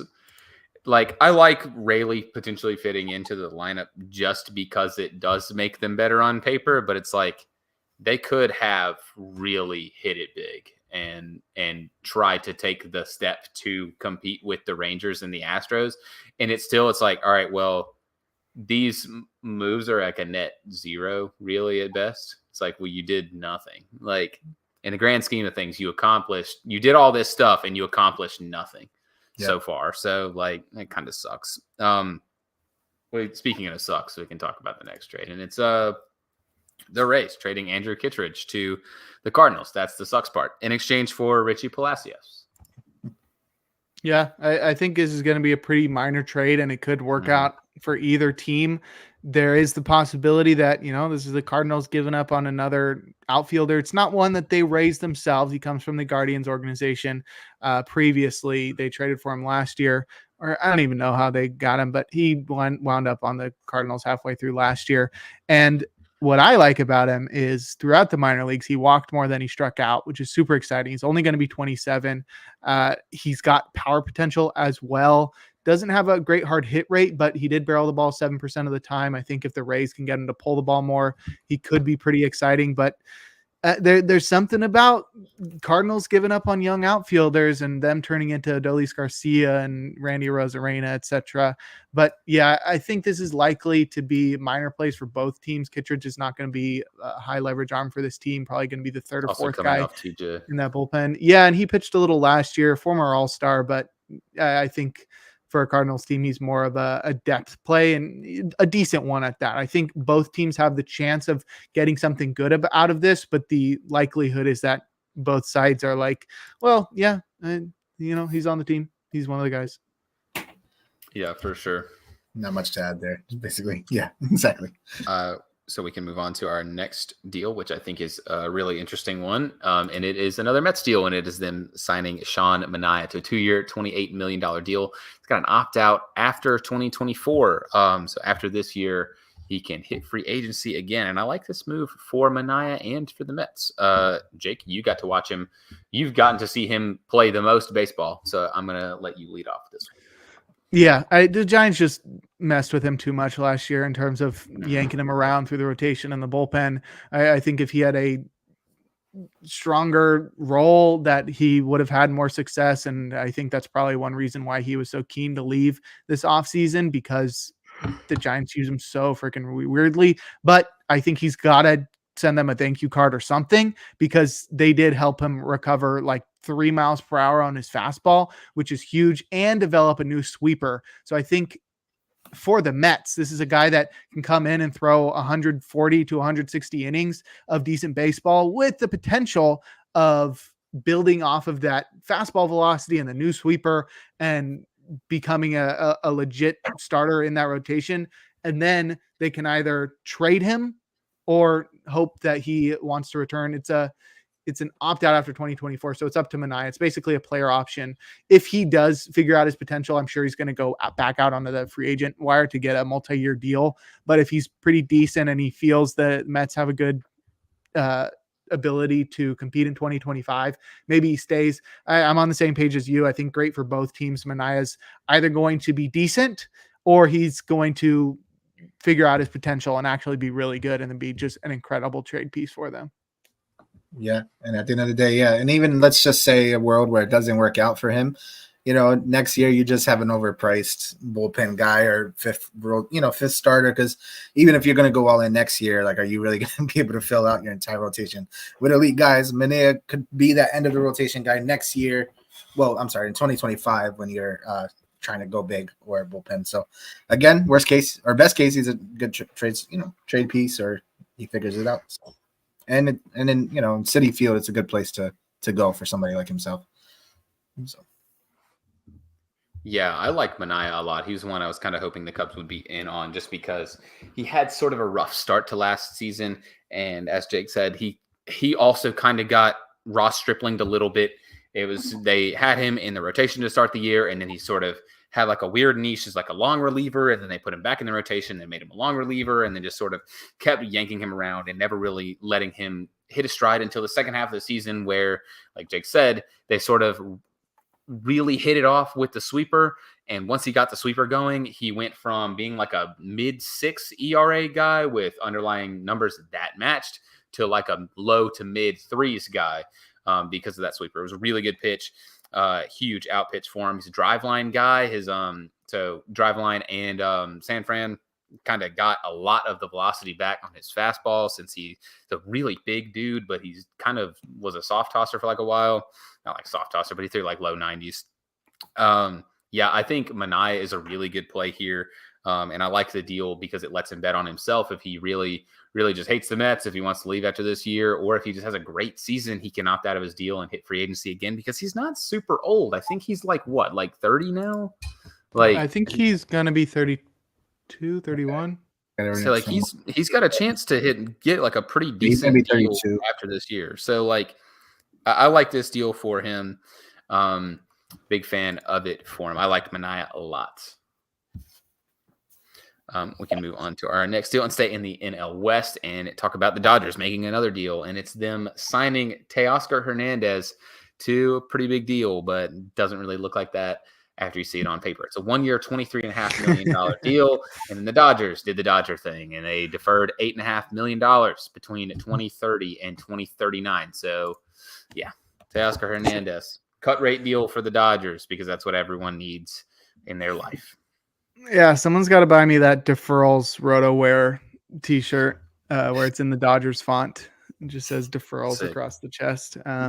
Yeah, I don't know. Way off on this deal. By the way. Oh, yeah.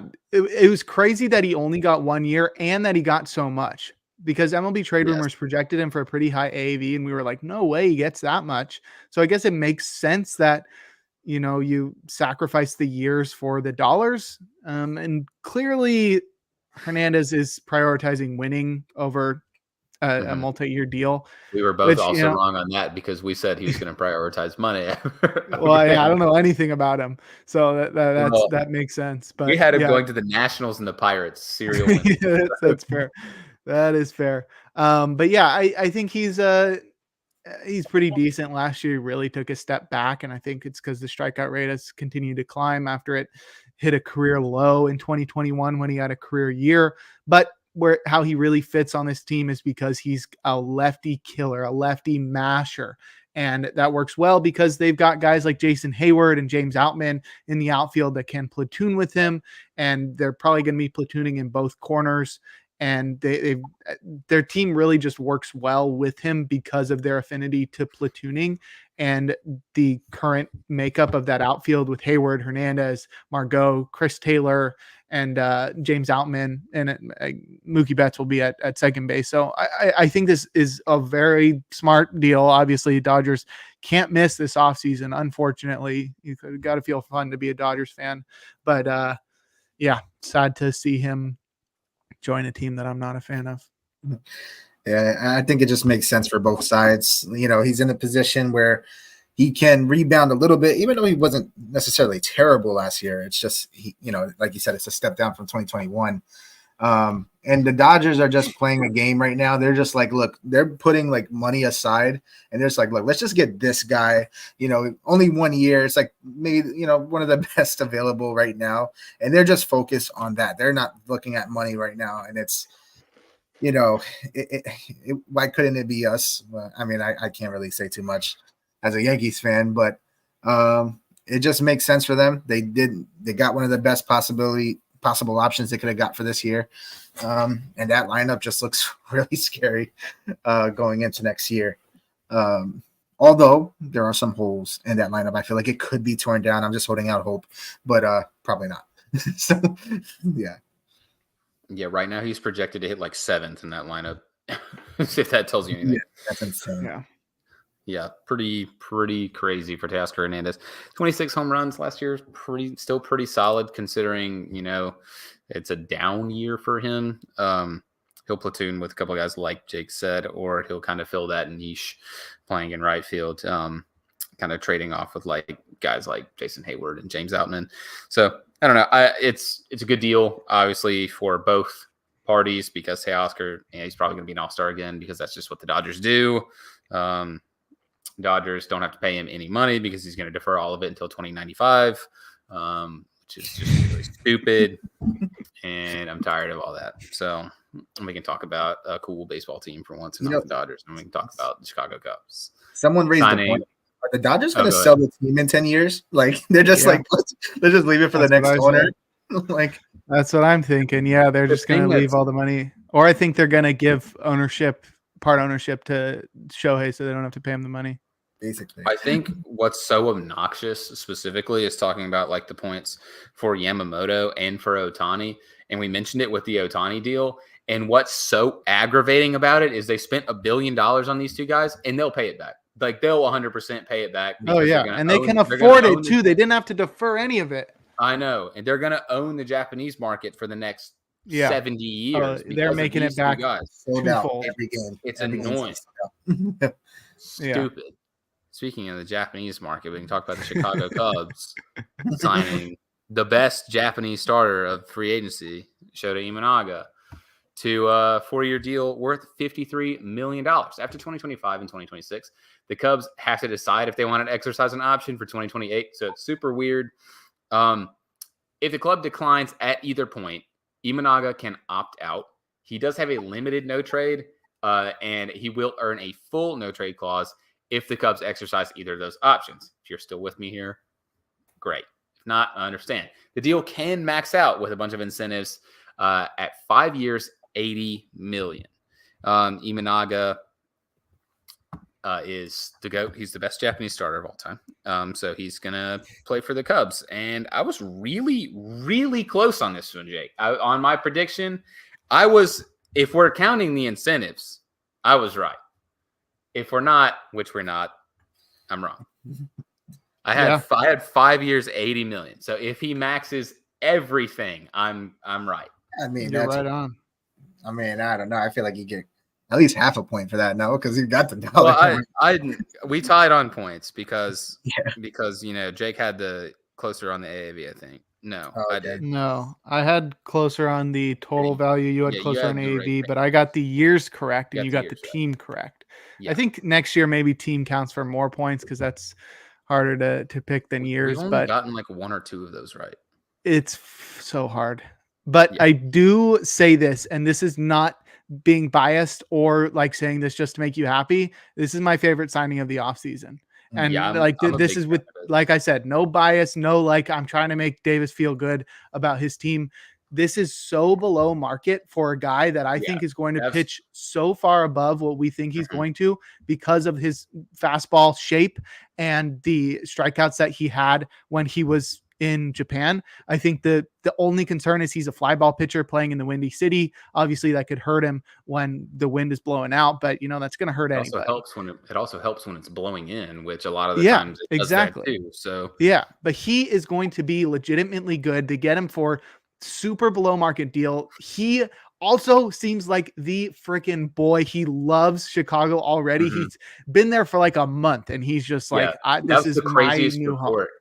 That was the craziest report is apparently Imanaga has just been in Chicago since the middle of December. He's just been staying there like he lives there already. Not signed, just chilling. And the thing that I saw that was the best was if you follow hockey at all, the Chicago Blackhawks got like supposedly the next big thing for hockey. His name's Connor Bedard. They signed him, or they drafted him, I guess. So of course they signed him. At his first home game, the Cubs brass brought Imanaga there. And apparently he was just so moved by all the festivities with Chicago, the national anthem. He was sold. Like that was the moment. He was like, all right, I'm staying in Chicago. Bought a Michael Jordan Bulls jersey and was prepared. They literally said that. And he was prepared to sign like on the dotted line. The deal is an absolute steal. The market I'm so value, happy for you. He literally is like, it's less AAV. He makes less money than we talked about Sean Manaea. The AAV for Sean Manaea, he makes less money on average per year. Frankie Montas and Seth Lugo. And he's, by all projections, he's going to be much better than them. If you follow Eno Saris, like I know me and Jake do, he led all WBC. That's my boy. I've hung out with him multiple times. He led all WBC pitchers in Stuff Plus during the World Baseball Classic. Strikeout leader in Japan last year. He's a lefty, almost like a weird 3/4 sidearm guy. Fastball shape. Yeah, it's a very Sale-esque release point. It's a weird fastball shape, and he is difficult to hit. He had a start earlier in the season in July where he went 5 innings. He went I think he went 5 or 6, and he struck out 15. It's so stupid. I'm so pumped. Yeah, I'm. He's already one of my favorite players, and I'm not even a Cubs fan. Yeah, I really like Imanaga. I'm so stoked about this signing. Bro, good luck getting him in the fantasy draft this year. I know, man. Draft him in the first round. I know I'm not gonna get him, and that's what sucks. But I really like this deal. The only knock against him was he very unfortunately was a teammate of Trevor Bauer. That's the only thing that I could find. That's not his fault. But he didn't choose that. If you watched his press conference, he also came out. He learned his speech in English, and then came out and did the first part of Go Cubs Go. So like he's the GOAT. I'm gonna buy his jersey. He's my favorite baseball player right now. So I'm so stoked for Shota Imanaga. Make him captain right now, right away. I mean, dude, like how often do you see like signings that are just strictly based off like preference for the city, preference for the area? Like even Shohei Ohtani, like putting money to the side, like just these guys, like they just care about baseball and they care about their environment and winning. Like you cannot help but respect it. These are like, look at Shohei Ohtani, like picking up his trash and on the field. Like these guys are just great, man. And yeah, really good signing. Huge, like even if it doesn't work out, which I believe it will at least. Like I think a floor is at least an average pitcher. I mean, for $80 million, like that would have been a good deal for 4 years. Let alone right. It's $80 million if they pick up the options. Right now, it's only 4 years, right over 50. So like he's extremely cheap considering the landscape of what other starters are getting. Like I would have been thrilled with the deal if it was just 5 years, 80, like right out of the bat. That's why I had it in the thing. But it's like, yeah, no, here you go. Here's potentially, an extremely good starting pitcher for nothing compared to what the landscape was. And you waited patiently for a signing, and you got a good one. For real. Yeah. For real. We deserve this. He's the GOAT. I also really like that he's an extremely similar profile as Justin Steele, who currently figures to be the ace of that staff. Imanaga probably, I think he's penciled in right now as the 3. No, he's not going to be the 3. He's going to be probably the number 2 starter, a month into the season. But they're very similar, but have slight differences. So seeing those 2 days in a row is going to be a pain in the ass for opposing hitters, is the plan. I just really, really like this for him. I was so stoked the moment I saw this. I was like, because I wasn't looking at my phone. It happened when I was at work. I was like, oh, sick. Finally, they did something. And something good. I know. And we can move on to the next deal, which also involves the Cubs. It felt like they did absolutely nothing, and then they woke up and they did everything all at once, and then they made this trade right after the Imanaga deal was announced. And it's making a trade with the Dodgers, who we talked about before. They traded away Jackson Ferris, pitching prospect that they actually took in the last draft, and outfield prospect Zahir Hope in exchange for Dodgers. I think he's their number 2 prospect at the time, who's the number 44 on pipeline, Michael Busch, and reliever Yency Almonte, going back to the Cubs. And this was a deal that sort of felt weird at the start, and then I kind of grew into it a little bit more. Before I rant and ramble and waffle for 5 more minutes, I'm going to let y'all talk about them and kind of what you think. I know the big get, really is supposed to be Michael Busch, but I think there's more interesting names in here. What are you talking about, Yency Almonte? No. Okay, yeah. I think Busch is a pretty decent get for them. Obviously, he is sort of challenged defensively, but he's been a legit hitter throughout his minor league career. We saw in 2022, he batted .266 with 21 home runs, a 102 WRC plus. Last year, though, at AAA as a 25-year-old, he batted .323 with 27 home runs, a 150 WRC plus, walk rate at 14%, strikeout rate under 20%. I think he's going to be a legit hitter. There's a chance he's more of a quad A guy, but maybe that's just because he's sort of defensively limited. And now without the blockage of playing time in that Dodgers lineup, I think he may be able to reach a higher potential. He's likely to play first base for them. He is a former first-round pick, too, as recently as 2019. And I don't have a lot of faith in Yency Almonte. I think the Dodgers did their Dodgers thing for that 1 year, and I don't think he's going to be that great this next year, but you never know. It's not like the Cubs are relying on him to be their closer. He's going to be more of a front-end guy that gives the bullpen some depth. But I'm pretty excited to see Michael Busch get some playing time, especially not on the Dodgers, so I can root for him a little bit. But the Cubs had to give up a little bit. Jackson Ferris, is actually pretty interesting. He throws the ball really hard. He's a big lefty, 6'4". He's only going to be 20 this next year. He struck out a ton of batters at A-ball last year as a 19-year-old, but he really struggles with his walks. Dodgers are likely to help him work out those kinks, and I think he could actually be really good in a couple of years, which is unfortunate, but I think Michael Busch is a good get, especially for a team that's trying to compete right now. And Zahir Hope we have no idea. He's 18 right now. He's played 11 games in the complex league, and while he probably has a lot of potential, it's going to be a while until we see him attain that. But I think it's a win-win for both sides, and it really depends on Busch living up to the offensive potential he displayed in the minor leagues and the Dodgers player development working as it so often has. Yeah, I mean, really not much to add. I think if you're the Cubs, you give it a shot, see what happens. And they seem to do well with former Dodgers players these days, so it's just worth a shot. I mean, I think Jake covered it all, though. Yeah, I think the big 2 pieces obviously are Ferris and Michael Busch. I'm so fine with the Cubs giving up Jackson Ferris to take the flyer on Michael Busch because, like you said, Jackson Ferris, he was really good, but he was also pitching an A-ball.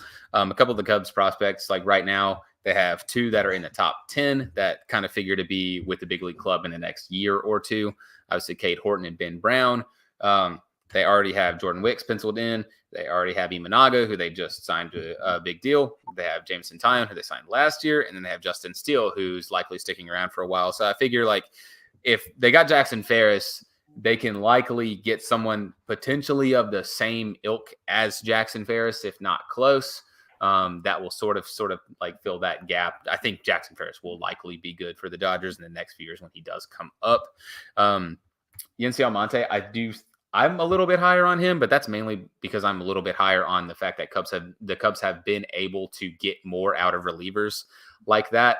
And he also fits the same mold as Michael Fulmer, who they had last year. Fastball, like mid 90s fastball, huge sweeper. His sweeper was disgusting last year. I don't know if you've looked at any of the metrics behind it. Nancy Almonte had a 50% whiff rate on his sweeper, 156 batting average against, 177 XBA. So, I mean, he's got a really good sweeper, mid 90s fastball. They turned Julian Merriweather into a good reliever, and they got a lot out of Michael Fulmer. I think if they can get him to just be remotely productive, they'll be happy with Almonte. So I hear hope I don't really care about.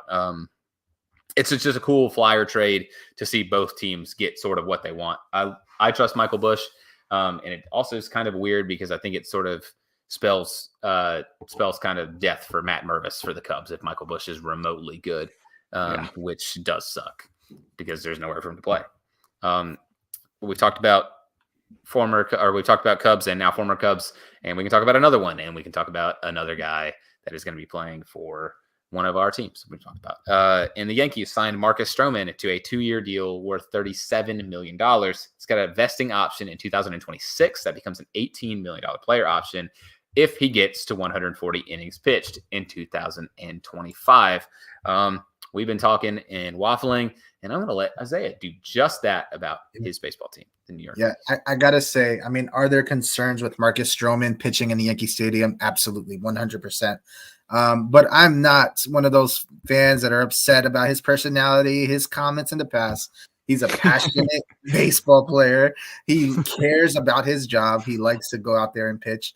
And, at the end of the day, he's projected, as a third starter. So I'm actually a lot more comfortable with a move like this than committing potentially $200 million to Blake Snell, who has in the past, been inconsistent.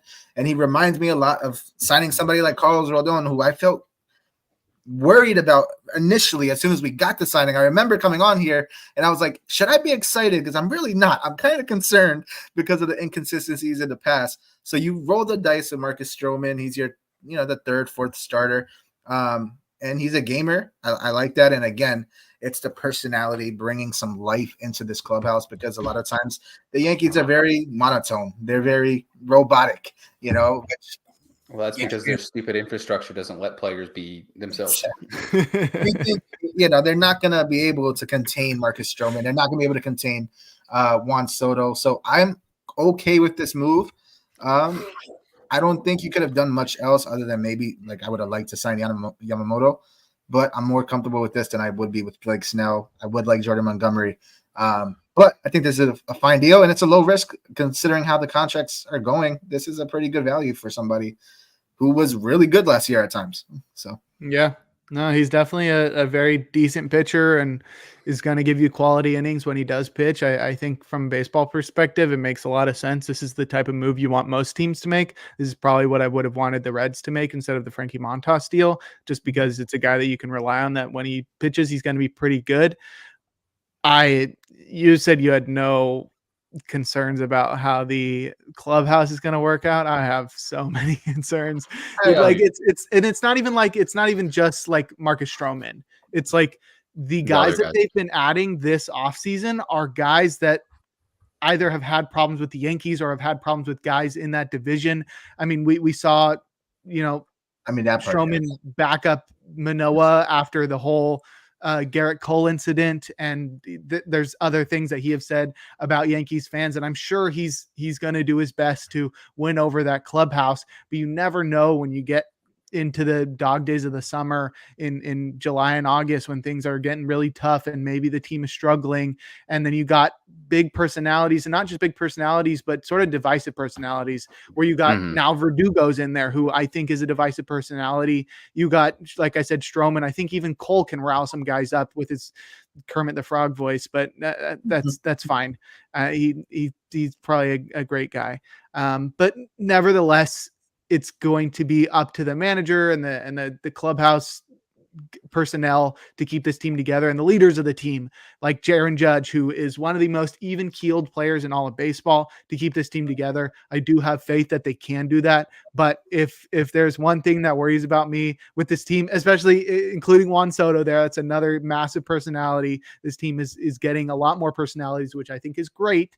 All they have to do is take away the stupid facial hair policy, and maybe we'll be getting somewhere. But there is some concern from me with the guys that they've been bringing on. But I think with the current guys that they have there, like I said, Aaron Judge, DJ LeMahieu, very even-keeled guy, Anthony Rizzo, everyone loves him.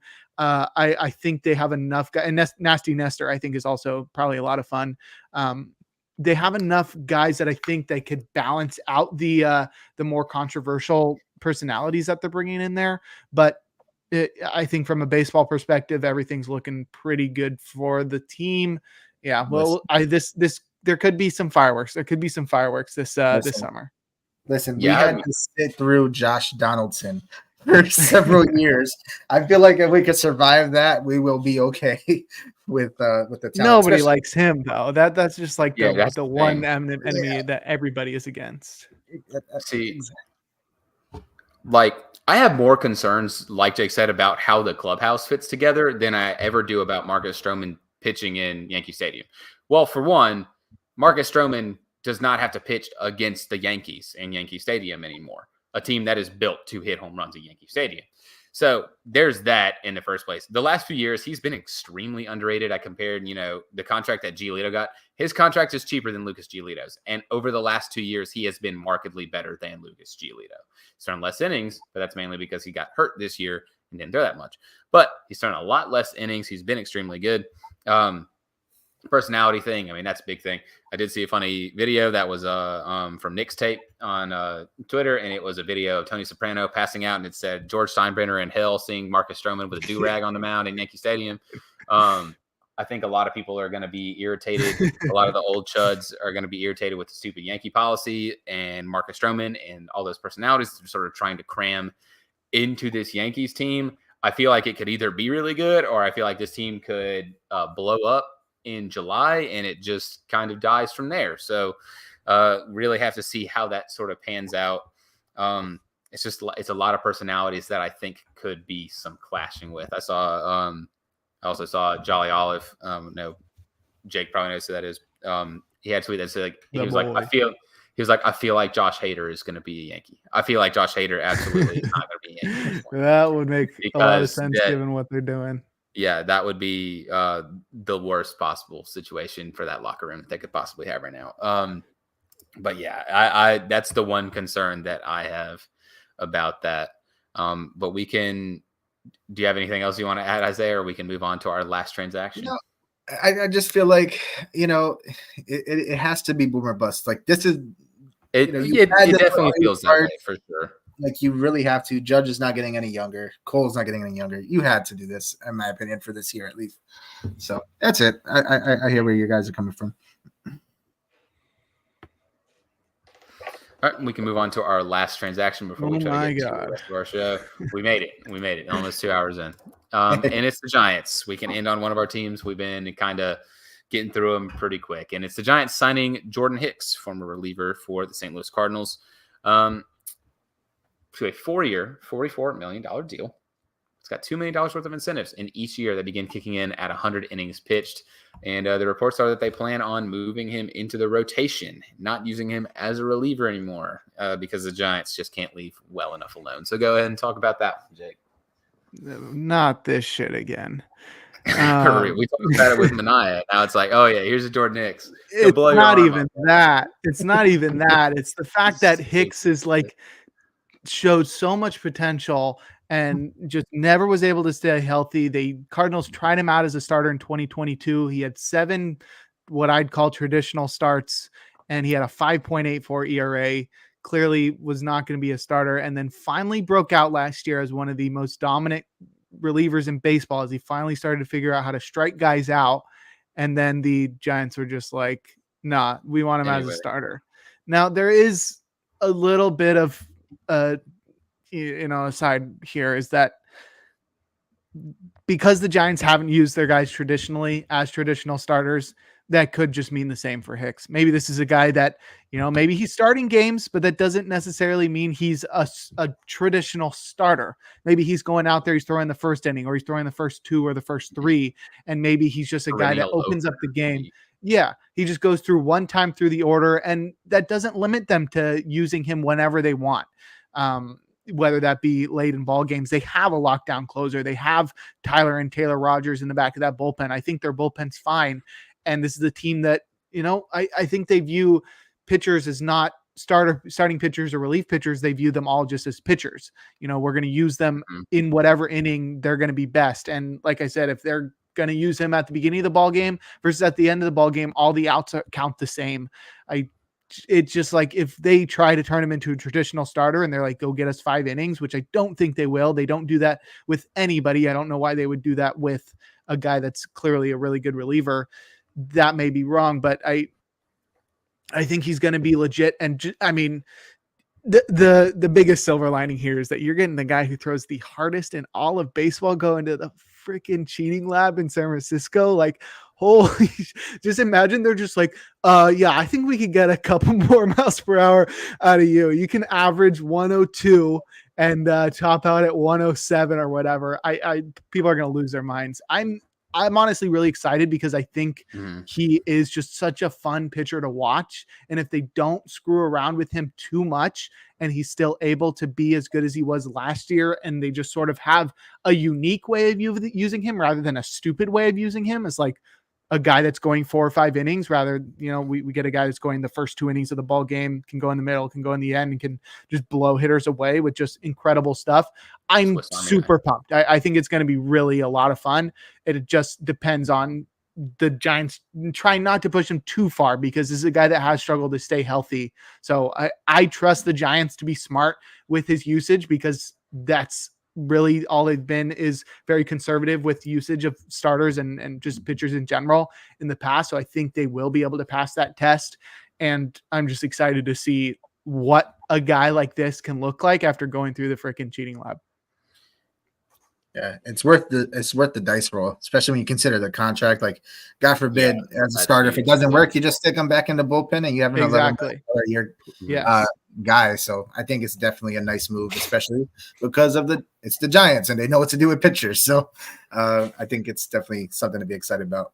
But also the upside of, like, if he actually does become a legitimate, like, traditional starter and he's going 5 or 6 innings, like, I know, like that's bonkers. So there's so many, like, avenues that this can go, and so much potentials in all different kinds of way. And the floor is very high, that I'm really excited about this one, to be honest. Yeah. Considering the contract, it feels like a major steal, because like we talked about it, and I don't know exactly. I'll have to look it up again because I don't know what we said we thought he was going to get. You said 5 years, 55. I said 5 years, 60. You had him going to the Rangers. The AAV I got right. Like, that's 11. Yeah.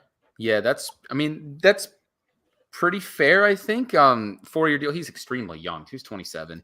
So I mean, it's going to carry him through virtually just the start, really, of his prime. I like the deal for him too. I mean, like, it's fair. You're going to San Fran. You're going to the cheating lab. Like, they will help you. I like the Swiss Army knife approach. If they just kind of use him in weird ways, like not as a traditional starter, instantly the role that I thought that if they want to try to stretch him out, that he fits. You can look at, like, one of my favorite fantasy pickups from last year was Nick Pivetta. Nick Pivetta was like the bulk reliever for like a hot minute for Boston, and he had a few, like, appearances where he was just completely and totally unhittable. And having someone in that wonky Giants, like, pitching just setup in general, even if he's a reliever, imagine how disgusting it is to go from Jordan Hicks in the 7th that throws 103 to Tyler Rogers, who will throw you a UFO wiffle ball slider that's 70 miles an hour, and then go to Camilo Doval. Nobody ever is going to hit that. No one at all, which is just extremely, extremely wonky. I just like the fit, and using him as a Swiss Army knife. Go out there and just make this hitter look like an idiot. It doesn't matter when. Just go trash whoever's in front of you. And you just be like, all right, that's it. I'm going to do that. That's right. If you want me to throw 3 innings, great. If you want me to have a bulk reliever start where I need to go 5 innings after, I don't know, like who else is in their bullpen that doesn't throw extremely hard? It's not Matt Whistler. What's his name? The guy that always does the really funny interviews with the beard. Oh, they don't have him anymore. Well, that sucks. They'll get some other guy that's probably going to be just as good. Like just get some guy that doesn't throw hard. Go out there. John Brebbia, right? Yeah, John Brebbia. Someone like that. Go throw an inning. Jordan Hicks, go throw 4, and then we'll give the rest of the bullpen. Just here you go. Finish out the game. Like just stuff like that to keep Jordan Hicks around and just dominating hitters is just anything good. A really big fan of this one. I kind of saw it and everyone's like, "Oh, why is he starting?" I was like, "Who gives a shit?" Just like wherever they're gonna put him, he's gonna destroy whoever's in front of him for at least an inning. It doesn't matter. Like you take that for $11 million a year over 4 years, however you want it. So I'm thrilled with it. I think Jake saying the floor is extremely high is exactly right. I think he's the best reliever of the class. Like, well, the second best reliever outside of Hader. Throws the hardest in baseball. That guy's going to be good at something, regardless of where you put him. Mm-hmm. That's it for all of our transactions, and we can get to our Hall of Fame ballot since we are now officially 2 hours into the podcast. If you follow Ryan Thibodeau on Twitter at not Mr. Tibbs, he's been doing the Hall of Fame ballot tracker, and we kind of figured since it's sort of heating up, and we can sort of have a better idea of who's looking like they're going to get in, who's looking like they're going to stay on, more or less, we would actually fill out our own ballots this time. How do you want to go through this, Jake? Yeah. Just give our ballot and talk about some of the names or what? Yeah, I did want to just mention that this is they're coming out with the ballot. The ballots, the choices are being finalized next Tuesday. That's why we're doing it now, because by the time we record next, it's likely to be announced who got in. So I think this is a perfect time to do it. I think, do we go through all the candidates and say yes or no, or do we let everybody? I think we go through all the candidates. That's a good idea. I think we go one by one alphabetical. Let's go through all the candidates, and then I think, do you want to do at the end, go run down our full ballot again? Sure. It's like everyone we had voted for. All right, let's do that. So we can start at the top. How do you want to do it? You got it. You got it. This is Jake's thing. I was gonna do my ballot on the fly, so I was sort of counting the guys. I was gonna do 1, 2, 3, 4. I have 10. 5. I have 10. I'm gonna vote for 10. I know I'm going 10. That's as many as 5, you 6, 7. Oh wow! I'm gonna vote for Actually, one guy. It's not that hard. Okay. I'm going to vote for one guy and make the whole thing all about me, like those two guys did. The one that didn't vote for Beltre because he's an asshole. 4, 5, 6, 7,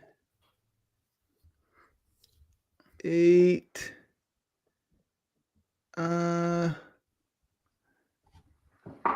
Okay, I think I got it. I think I got it. Okay. Here we go. I may have to just add on a couple guys at the end. 10 is a lot of choices. I like the ballot this year. All right, we can start off with Bobby Abreu, who is currently at 17.9% among the public ballot. If we look at last year, Abreu, can I just see the whole freaking thing? If we look at last year, Abreu got just 15.4% of the vote. So he's not jumping that much, but this is a guy that I've touted in the past as a more deserving Hall of Famer than his numbers and the vote totals would suggest. Just a great power speed guy with very solid defense in the outfield. This is his 5th year on the ballot. And for me, I'm actually using one of my votes on him because I want to make sure he stays on the ballot.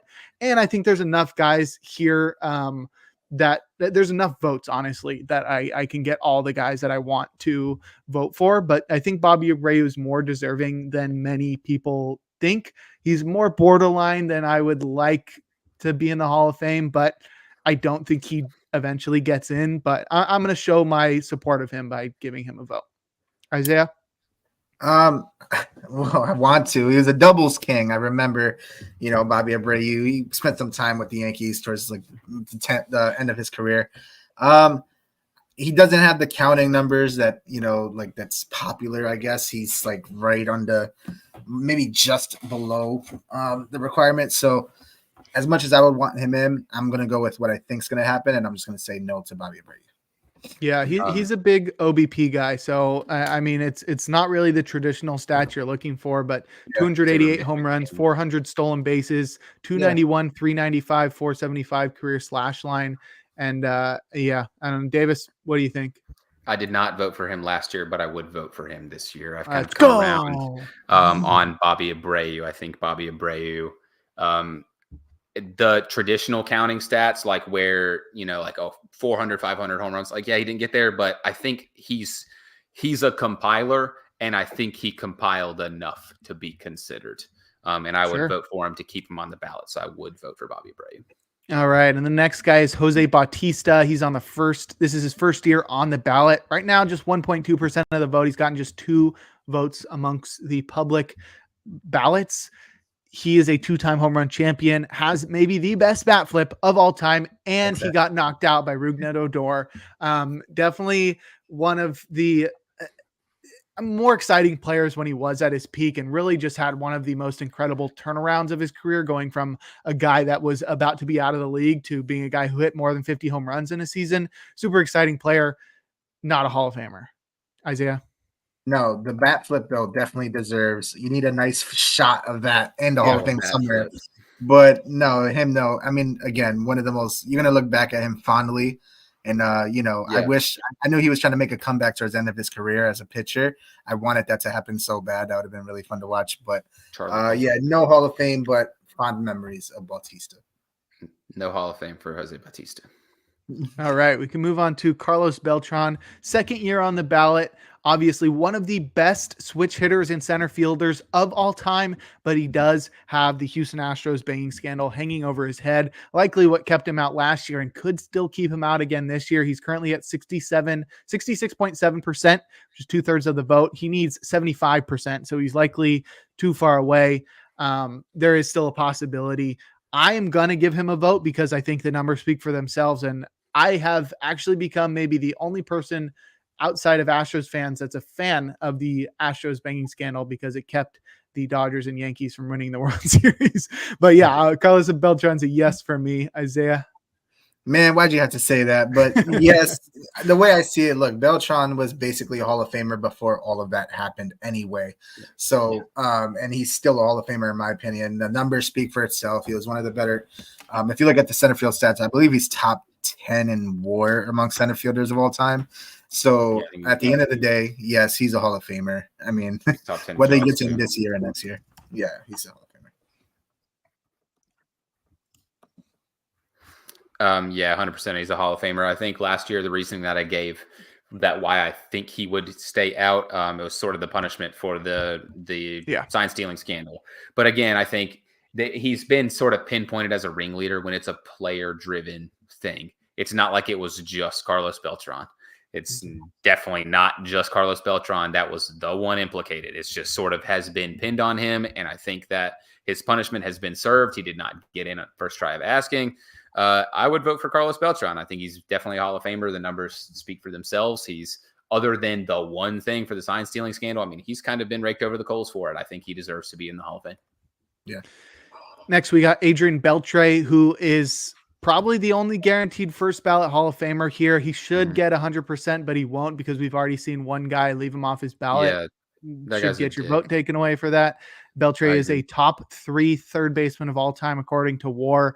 Right now, 98.8% of the vote, and I completely deserving of my vote. 100%. I hate this whole thing of like, oh, I don't want him to get in this year. He's definitely a Hall of Famer, but no, let's wait one more year just because it's really stupid. It's really stupid. He's no question a Hall of Famer. Yeah, 100%. Adrian Beltre is a Hall of Famer. He's almost 100 WAR player, and he's had literally nothing negative about him the whole career. Universally beloved, and the fact that people didn't vote for him is a fallacy. Like, they are just making it about themselves because they have nothing better to do, or they're insecure. So Adrian Beltre, 100% a Hall of Famer.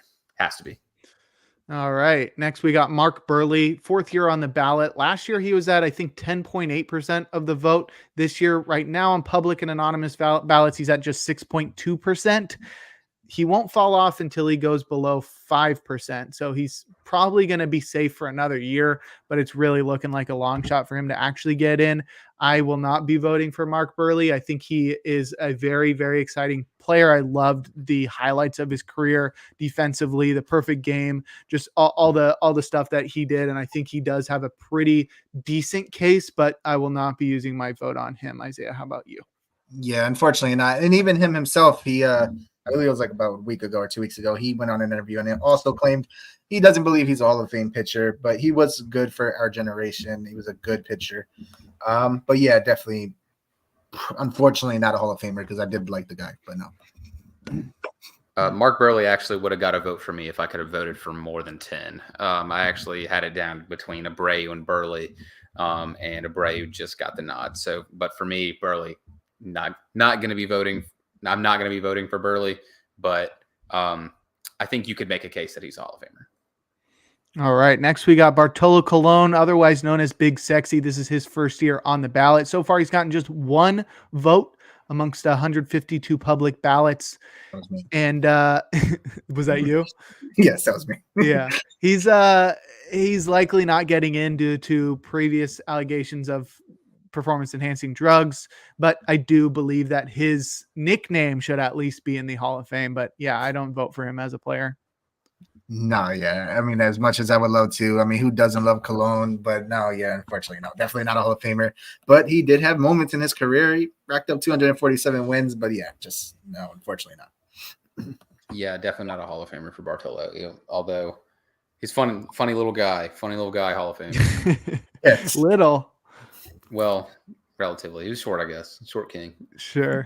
All right. Next, we have Adrian Gonzalez, another first timer. So far, he's gotten 0 votes, and I think that's probably likely to stay the same amongst us. He was really, really great at his peak. He was one of the best hitters in baseball for quite a while, though the threshold you have to meet as a sole first baseman is so high for offensive totals. Yeah. Gonzalez didn't quite get there for me. Yeah, I mean, once upon a time, it appeared like, hey, this could be a future Hall of Famer. He was really talented. Remember, he was on the cover of MLB The Show, and unfortunately, that's what cursed the rest of his career. So, no, he's not a Hall of Famer, in my opinion. Yeah, not a Hall of Famer for Agon, but one of the players I really liked. He was one of my favorite players when I was a kid. All right, next we got Todd Helton, who seems to be a surefire Hall of Famer this year. This is his 6th year on the ballot. Last year, he was very close.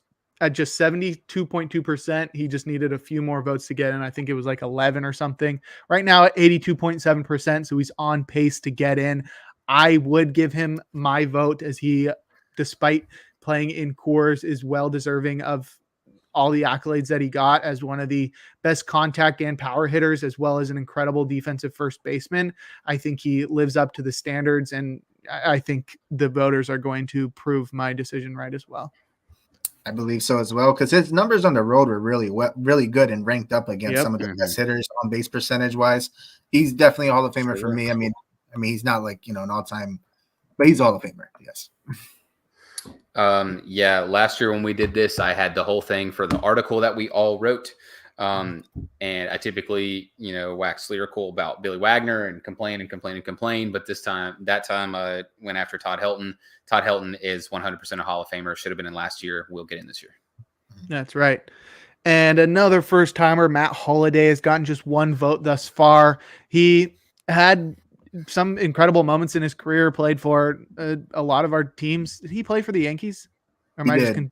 Tail end of his career 1 year. I couldn't tell if I was mixing up the pinstripes of Colorado with the pinstripes of New York, but he did play for the A's as well, and he was very good with the Rockies and even the Cardinals, and now he's got a couple sons on the way. So even if he doesn't get in, which he likely won't, he does have a family lineage that could one day make the Holidays a Hall of Famer. But for me, that's not getting my vote this year. Yeah, not getting my vote, but he had a nice baseball career, and he's still having it right now. As you said, just under 300 for his career. I mean, he was the man in Colorado, 2007, that run to the World Series against Boston. That was on his back. Yeah, so absolutely. Yeah, I mean, not Holliday, Yeah. Matt Holliday is not a Hall of Famer, but he's more or less a victim of the position that he played. I mean, He posted almost 50 career WAR, which would have been good, if you're a second baseman or if you're a shortstop or a catcher. But he's a corner outfielder, and you're just kind of up against it there. The standards are just too high. Not a Hall of Famer. All right. Next, we got Torrey Hunter, 4th year on the ballot. Last year, he barely stayed on with just a very nice 6.9% of the vote. So far at 4.3% of the vote, there's a shot he stays on. Like I said, he needs 5% of the vote. I think he's closer to Hall of Fame worthy than the vote totals would suggest. I wouldn't vote for him, but it is very close. Very solid offensive numbers for his career. 110 OPS plus, came with 195 steals and 353 home runs. Not to mention one of the best center fielders we've ever seen. His highlight was robbing that home run of Barry Bonds in the All-Star game. I have no idea what year that was in, but it was in the mid 2000s or so somewhere in the between 2000 and 2010. Yeah, I wouldn't vote for Torrey Hunter, but I think he's a lot closer than many would expect. Yeah, and for that reason, I will give him a vote because very good defensively and was pretty okay at times offensively. I know he wouldn't get in with my vote, but I just did feel like his numbers aren't, it's not very complimentary of him. He definitely deserves at least a little bit more consideration. So not a Hall of Famer, but he's getting my vote. Okay, there you go. Keep him on the ballot. Yeah. I can respect that. I would not vote for Torrey Hunter. All right. Now we got Andrew Jones, a very controversial one for many reasons. This is his 7th year on the ballot. Last year, he did pretty well at 58.1%, and it looks like he's going to make another big jump. He's at 71.6% on public and anonymous ballots. That's likely to fall, but this is possibly the best defensive center fielder in his prime. And that's not all he did. The guy hit for some ridiculous power in the early parts of his career. He just fell apart due to injuries later on in his career. 434 home runs. And like I said, an incredible defense in center field. The big problem for me is the domestic violence assumption. I don't know what word I'm looking for, but there are some reports of that he performed domestic violence. And that's a really hard thing to vote for. And I've sort of towed the line on whether or not to consider stuff like that, stuff like how a player treated other people, whether that be their significant others, their family, the media or whatnot, and whether they cheated with performance enhancing drugs. I've sort of gone the way of just being like, no other Hall of Fame is considering that stuff at all. Like sometimes it's just got to come down to what's on the field, and it just gets too complex when you start introducing all those other things. And that's a big reason why some voters abstain from voting, because they're just like, I don't want to be the deciding factor on like what's moral in this country, and why the Hall of Fame has to be a deciding factor in terms of what's moral in this country is beyond me. But I've gone the way of being like, you know what, I'm just going to consider baseball and not think about anything else, because while you have things as small as like cheating at the game with performance enhancing drugs, which increase your performance on the field, varying amounts, to guys that are already in the Hall of Fame, like Ty Cobb, that were racist AF back in the day. Yeah. And it's just like, if we're not gonna, all the idiots that are still in there. If we're not going to hold newcomers to the same, if we're not going to hold current Hall of Famers to the standards that we're holding newcomers to, or if we are going to, then we need to go through, we need to rake through, and we need to take out all the terrible people that are probably already in the Hall of Fame. So that's why I'm giving Andrew Jones a vote. I don't know anything about the specifics about the possible domestic violence. I think his play on the field is a testament to his worthiness as a Hall of Famer. Yeah. I feel like sometimes I look at the Hall of Fame as like, can you tell the story of baseball without this person? And would it like still be complete? And I don't think you could really tell it per se, at least the late 90s, especially in the playoffs when Andrew Jones was going, he was playing very well for the Braves. But sometimes we could use the moral stuff, in my opinion, as like, if the guy's borderline, do you give them a little extra push just because he respected and treated the game well? But then again, like you said, there's Bud Selig in the Hall of Fame. He allowed, all these things. Barry Bonds, he let this happen. I wrote a whole thing about, Barry Bonds, and it's going to influence some of my votes later on. barely. I gotta give it. I mean, 10 Gold Gloves, man, 400 home runs. I'm gonna go ahead and say yes to Andrew Jones. Along that same vein, I mean, there's more egregious things that baseball has allowed for a long amount of time than you could call anything related to Andrew Jones something that would leave him out. Up until a few years ago, the man that made sure baseball was still segregated for a long time, Kennesaw Mountain Landis, was on the name of the MVP trophy. And you're going to keep out Andrew Jones because of a domestic thing. Andrew Jones, the thing that counts against him for me is the longevity, because he just didn't quite have the longevity at the top of his game. He had the first 10 years and then he sort of dipped out. Those first 10 years are a Hall of Fame career. And as much as I might not, I would vote for him. As much as I would hate anything over the domestic violence thing, and of course that's an awful stain on his career and his candidacy and his career, and it sucks. But his career, he's a Hall of Famer. I would vote for him as a baseball player, even though I would not necessarily be a big fan of him as a human. Sure. All right. Next, we got Victor Martinez, a first timer. Honestly, one of my favorite players when he did play. Super unique catcher in that he was a switch hitter and very offensively focused. And he had the old style batting helmet turned backwards catching mask as well.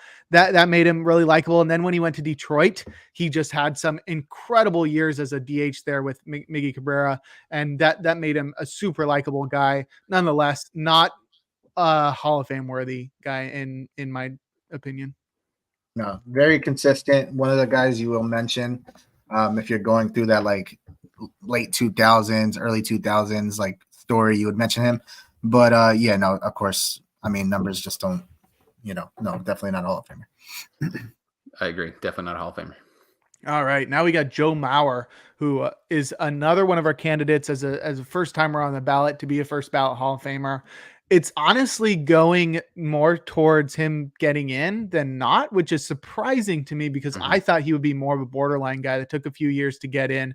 But right now he's at 83.3%. Obviously that's going to fall. The private ballots are more reserved in terms of who they vote for. But Joe Mauer, just an incredible peak, maybe one of the best peaks ever by a catcher. Won an MVP, won a couple batting titles. I think he won 3 batting titles. Yeah. Absolutely incredibly consistent when he was at his peak. Just an incredible contact hitter, super great defender. Just did everything all around. And while he didn't catch for that long because injuries took a toll and he did get moved to first base, I think he was able to tack on enough numbers at the end to give him that Hall of Fame case that I think for me, he's in there. Yeah. And, you talked about earlier how like some players, I forget who we were talking about. Matt Holliday being a casualty of the position he played. You also got to look at it in the same frame of Joe Mauer compared to catchers. I think he's definitely a Hall of Famer. Well, he's a Hall of Famer. Yes. So, and like you said, his peak, I believe, did he win back-to-back MVPs or was it? No, he won 1 MVP. Okay. I think he was very much in the mix for at least back-to-back. He was. He had a couple top 5 finishes. Yeah. So I definitely give him a Hall of Fame case. I would vote for him based on the ballot, and I wanted to fill all 10 spots. But I'm also not necessarily of the same mind that like Joe Mauer, if he's not on your ballot, like your ballot is bad. I can see it. I can really see it. You're comparing him to catchers when he didn't play, but he played less than half of his career games, not as a catcher. He was a first baseman, DH, or stuck somewhere else. I mean, he's 7th on the leaderboard for Jaws, so that still sort of gets him there. But the counting stats he compiled, I guess, as a first baseman, like if you've watched the Foolish Baseball breakdown of it, it's for the first part of his career he was Johnny Bench, and for the second part of his career he was James Loney. Those years as James Loney is what's going to get him into the Hall of Fame. So I would vote for him, although I'm not like, oh yeah, no Mauer, bad ballot. I'm not. Sure. I'm not there. That is totally fair. All right. Next one is Andy Pettitte. He's on his 6th year on the ballot. Last year, he was at 17%. Right now, public and anonymous, he's at 14.2%. It's getting late. I don't think he's getting in ever. It's probably because of the performance enhancing drugs. It's hard for me when it's like, there are guys with the performance enhancing drugs allegations that I am very gung ho for, but Pettit is not one of them. I think his numbers without the performance enhancing drugs would get him in. I don't know what it is, because it's like other like hitters that are borderline like that. I'm more willing to invite in, but I don't know what it is about Pettit. I think it's just because like did most of his damage as a Yankee, and maybe that gives me a little bias against him, because he does also have incredible postseason stats that I think should push him more towards induction. I don't think it ever happens, and so I feel like I'm not going to waste my vote on him. So it's a no from me. You know what I'm going to say. This is my favorite starting pitcher of all time. It is Andy Pettit. It's who I grew up watching. And I feel like sometimes not enough is taken into account, like his postseason success. He was very consistent throughout the years. But I have a rule, and you're going to see this now. Until Barry Bonds is in the Hall of Fame, anybody that has been accused of using steroids, regardless if I think they should be in, and I really do think they should be in, I have to say no, but it hurts because Pettit is my favorite all-time pitcher. And if Barry Bonds is ever in the Hall of Fame, through the Veterans Committee, I will be pulling for Andy Pettit in 20 years or whatever the case is. But for now, I have to say no, and it hurts. I'm going to say no on Pettit. And once we get to a player, one more after this, I will explain my reasoning for why I did not have either of them. So no. All right. Next, we got Brandon Phillips, first year on the ballot. I hate to say this, but might be the most. Nope. James Shield is here. I was going to say the most undeserving on here, but James Shield is there. Brandon Phillips was a great personality. He was actually a lot of fun to watch when he did play with the Reds. Not even close to a Hall of Famer. Yeah, no, I mean, if he was a catcher with those numbers, I probably consider it, but he was fun to watch. He had the little side hat and everything. He was fun to watch, but unfortunately, yeah, definitely not a Hall of Famer. Yeah, put him in the Reds. Phillips. Yeah, no on Brandon Phillips. All right, next one, very, very controversial one. Manny Ramirez. He's on his 8th year on the ballot. Last year, he got just 33.2% of the vote. This year, he's at 37% thus far on public and anonymous ballots. Obviously, one of the best hitters of all time. Clearly did performance-enhancing drugs multiple times, and I think the argument against him is not that he did steroids in general, but it was that he did steroids after they were like clearly outlawed. Like, I don't hold it against most of the guys that did it when Bud Selig was overseeing everything and allowing everything to happen. But once it got later into the 2010s and it was just like, the consequences, what comes with this. Oh yeah, that's pretty messed up. I want to vote for him. It does feel like a waste of a vote because he's clearly not getting in. I don't know. He's just such a fun guy. In the way that Isaiah says, like, can you still tell the story about baseball without Manny Ramirez? I don't think you can. I'm gonna not vote for him. Yeah. The only reason why I'm not going to vote for him again is because of my rule. And he also had very good postseason numbers. I believe he was passed up recently in home runs, but I know at some point he had the most home runs in postseason history. And then the numbers are there. He was very, very, like, as a Yankee fan, I hated seeing Manny Ramirez go up to hit because he knew he was going to do something. But again, when Barry Bonds is in the Hall of Fame, you will see me. I'm not going to fight as hard for him as I did Andy Pettit, but I would say yes in the future. But for now, no.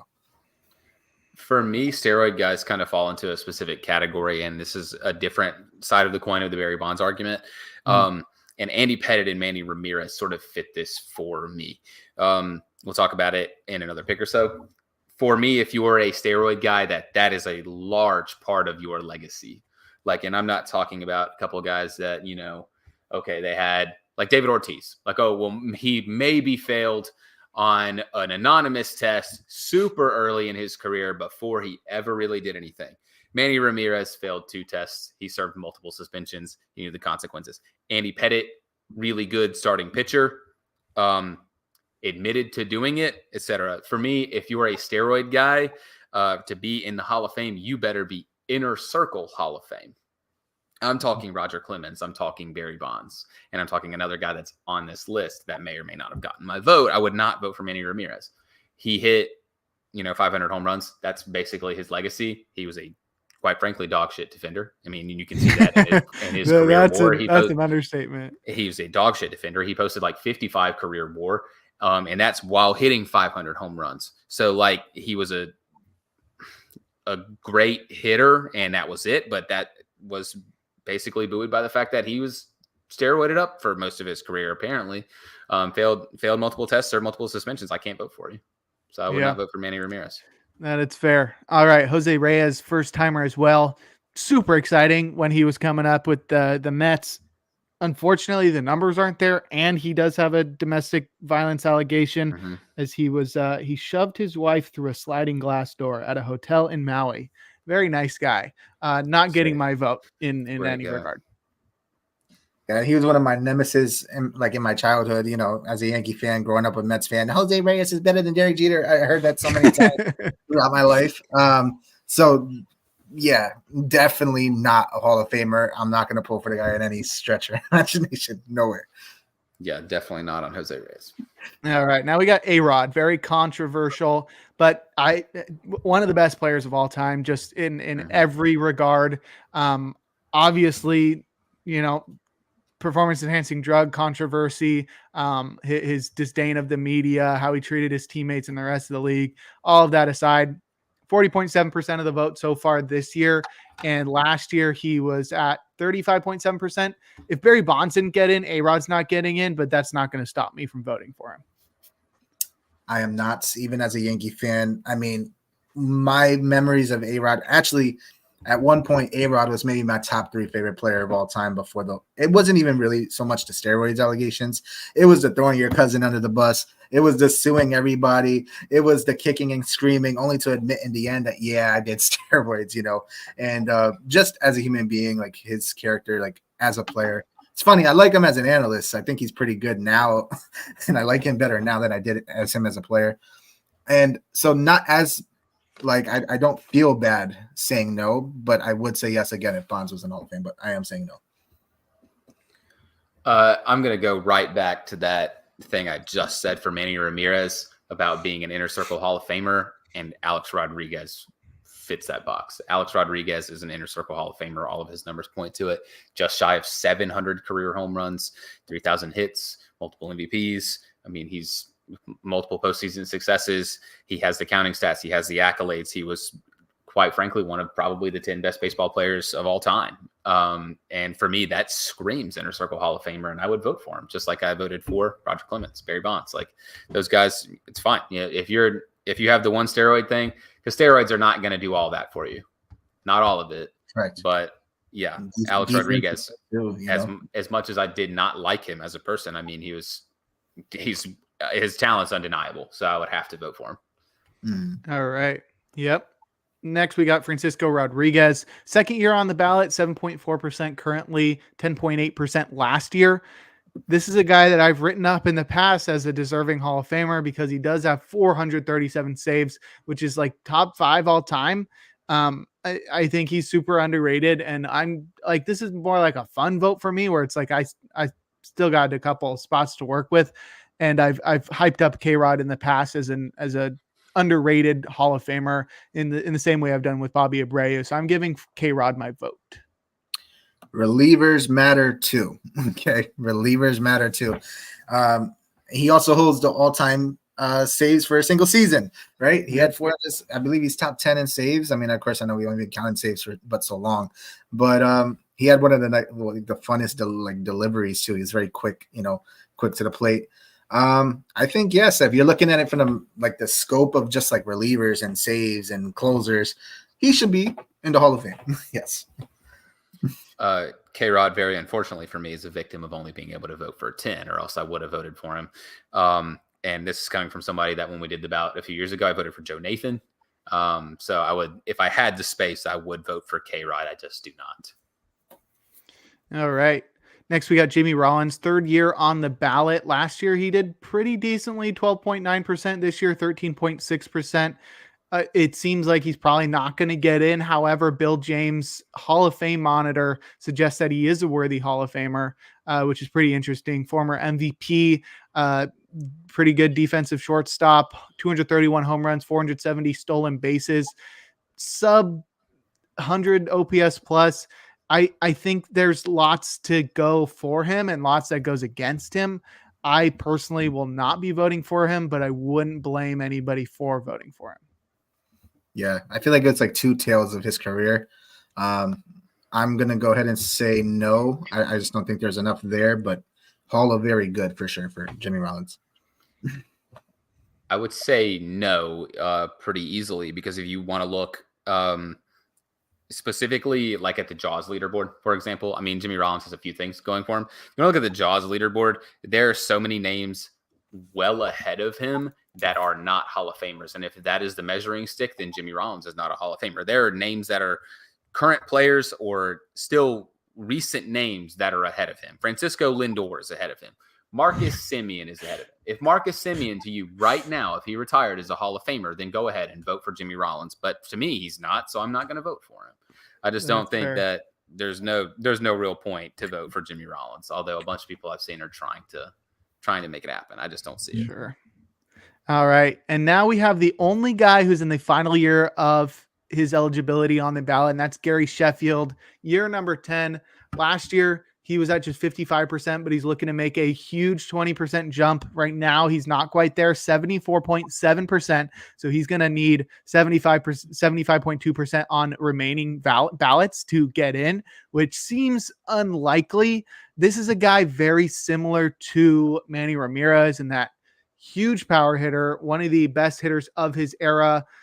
Different in the steroids allegations in that Manny Ramirez is confirmed did it way later in his career. Gary Sheffield, it's up in the air, and he did it during a time when I think it was fine, but also zero defensive value, a negative in the field. I think for me personally, I vote for him just because he's on the final year of his ballot. And if my vote is the one to keep him out, I would hate to be that guy because I don't have anything against Gary Sheffield. I do against his son, but Gary Sheffield Sr. I think is I think he's I would like to see him in. Yeah, I mean, I hate to, I got to be just consistent with my stance, just because I want consistency with the Hall of Fame. I don't think. I mean, I could see why yes, you would vote for him. He's in the 500 home run club, but I'm gonna go ahead and just say no. I don't think there's enough there for me to like really go hard for Gary Sheffield. See, the steroid allegations for me are different because for Gary Sheffield than Manny Ramirez. Jake made that comparison already. You can make a comparison that his counting stats, his WAR total, place on the Jaws leaderboard is really similar to Dave Winfield, who is also a Hall of Famer.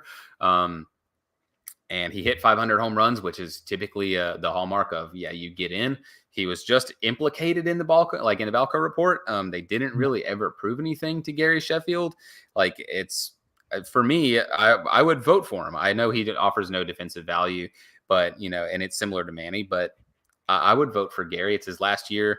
And I think that he's proven enough. Steroids things not as tangible as with other guys. I would vote for Gary for sure. All right. James Shields, first year on the ballot, should be a quick one. No from me. Big game, James. No. No chance for James Shields. All right, who was on last year? I could tell you. Bronson Arroyo. Bronson Arroyo. He is this year's Bronson Arroyo. Yeah.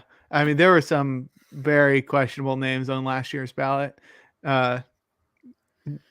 Dickey, John Lackey, J.J. Hardy, Johnny Peralta, Jared Weaver. Jared Weaver is who I was thinking of. Jared Weaver. He's what Jared Weaver for me. All right, we got 4 more left. This might be our longest podcast of all time. Chase Utley, 3 hours. His first year on the ballot, and it's perfect that he gets to share the ballot with his former middle infield duo, Jimmy Rollins. I think Chase Utley is going to get in at some point. 45.1% currently on his first year on the ballot suggests that, fifth or sixth year, I think he's going to get in. Because I used my vote on K-Rod and Bobby Abreu, I think I only have one left right now. I'm going to double check that as you guys say your answers, but it's going to be a no from me. But once the ballot clears up a little, because I voted for Sheffield and Sheffield and Bobby Abreu and K-Rod, that Chase Utley doesn't get my vote this year, but he will be. And he's got 10 years to get my vote. So He's safe right now. Yeah, I think for now I'm going to go ahead and say no to Chase Utley. I just maybe later on, but I don't think there's enough right now with the class and then his first ballot. I don't think it's time for him just yet. Chase Utley is the second name I put on my ballot, and I think he is the second most deserving Hall of Famer on this entire list, probably beside Adrian Beltre. You can look at the history of second base, which is not a historically great offensive position, and he is one of the very best there. He is one of the best base stealers on a rate basis of all time. He is one of the best fielding second basemen of all time. He's 12th on the Jaws leaderboard. Everyone ahead of him, except for Bobby Grich, is in the Hall of Fame, except for Robinson Cano, who is never going to sniff the Hall of Fame because of the steroid allegations. I think Chase Utley is a slam dunk Hall of Famer at the position, and it is going to be a shame that he does not get in on the first ballot like a couple of these other guys. Yeah, I think He is also extremely biased for me because he is one of my 3 favorite baseball players of all time. Bro, he's on the Dodgers. How could that even be possible? I have Phillies connections in my family, and I love Chase Utley. He was my favorite player when I was a kid. So hey, he was on It's Always Sunny, so I love him. Yeah, he was. He's a go. I really like Chase Utley. I think he is one of baseball's most underrated players of all time, and I think he really deserves to get in. Yeah. Well, I think I'm being influenced a little by the vote totals in that, like, I think Joe Mauer and Chase Utley are somewhat comparable. I get it for sure. So it's like I want to try to get a guy in where it's like Chase Utley doesn't have a chance this year. I get it. It's just it was hard for me to not vote for him just because all the statistics point to it. I like Chase Utley. I think he's definitely a deserving Hall of Famer because of the position and just how weak it is at that, like in the Hall of Fame. Yeah. All right. Final 3. Omar Vizquel, 7th year on the ballot. He's at 9.9% right now on public and anonymous ballots. Last year, he was at 19.5%. So he continues to fall. And he might have had a chance to get in until the White Sox revealed that they had a lawsuit against him alleging that he sexually harassed an autistic bat boy. Bad look. Yeah, that's a no from me because he was already so borderline, just like glove only guy. And yeah, sounds like a fucking terrible person. Yeah. Fat no for me. Easy. All right, now we can get to an easy yes, I hope, from all 3 of us. Billy Wagner, 9th year on the ballot. If he doesn't get in this year, I think he's guaranteed to get in on his 10th year. Last year, he was at 68.1%. This year, 79%. It's going to be borderline. I think he will eventually get in. I think he's one of the best closers of all time, especially from the left-handed side. Yeah. I mean, relievers matter too, and he's one of the best relievers of all time. So yes, indeed, he is. I just want to clarify. How many votes do we? How many? 10. 10. Okay. All right. Cool. Yeah. So definitely. Okay. If Chase Utley was number 2, number 3 was Billy Wagner on my ballot. That's because every single time that we've had any of these, I've talked about Billy Wagner. So I have to have Billy Wagner in there. That's our boy. All right. We'll close things out with David Wright, 1st year on the ballot. An incredible peak.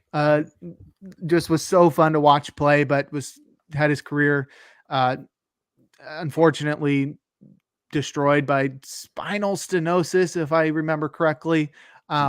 He won't get my vote, but that peak was absolutely incredible. And just like going back and looking at his numbers, for somebody that grew up pretty young when he was at his peak, so it's like hard to remember it super clearly, but you go back and you look at his numbers and you're like, holy moly, this guy was like a 30 third baseman. That, like, just some incredible years from David Wright, but it's a no from me.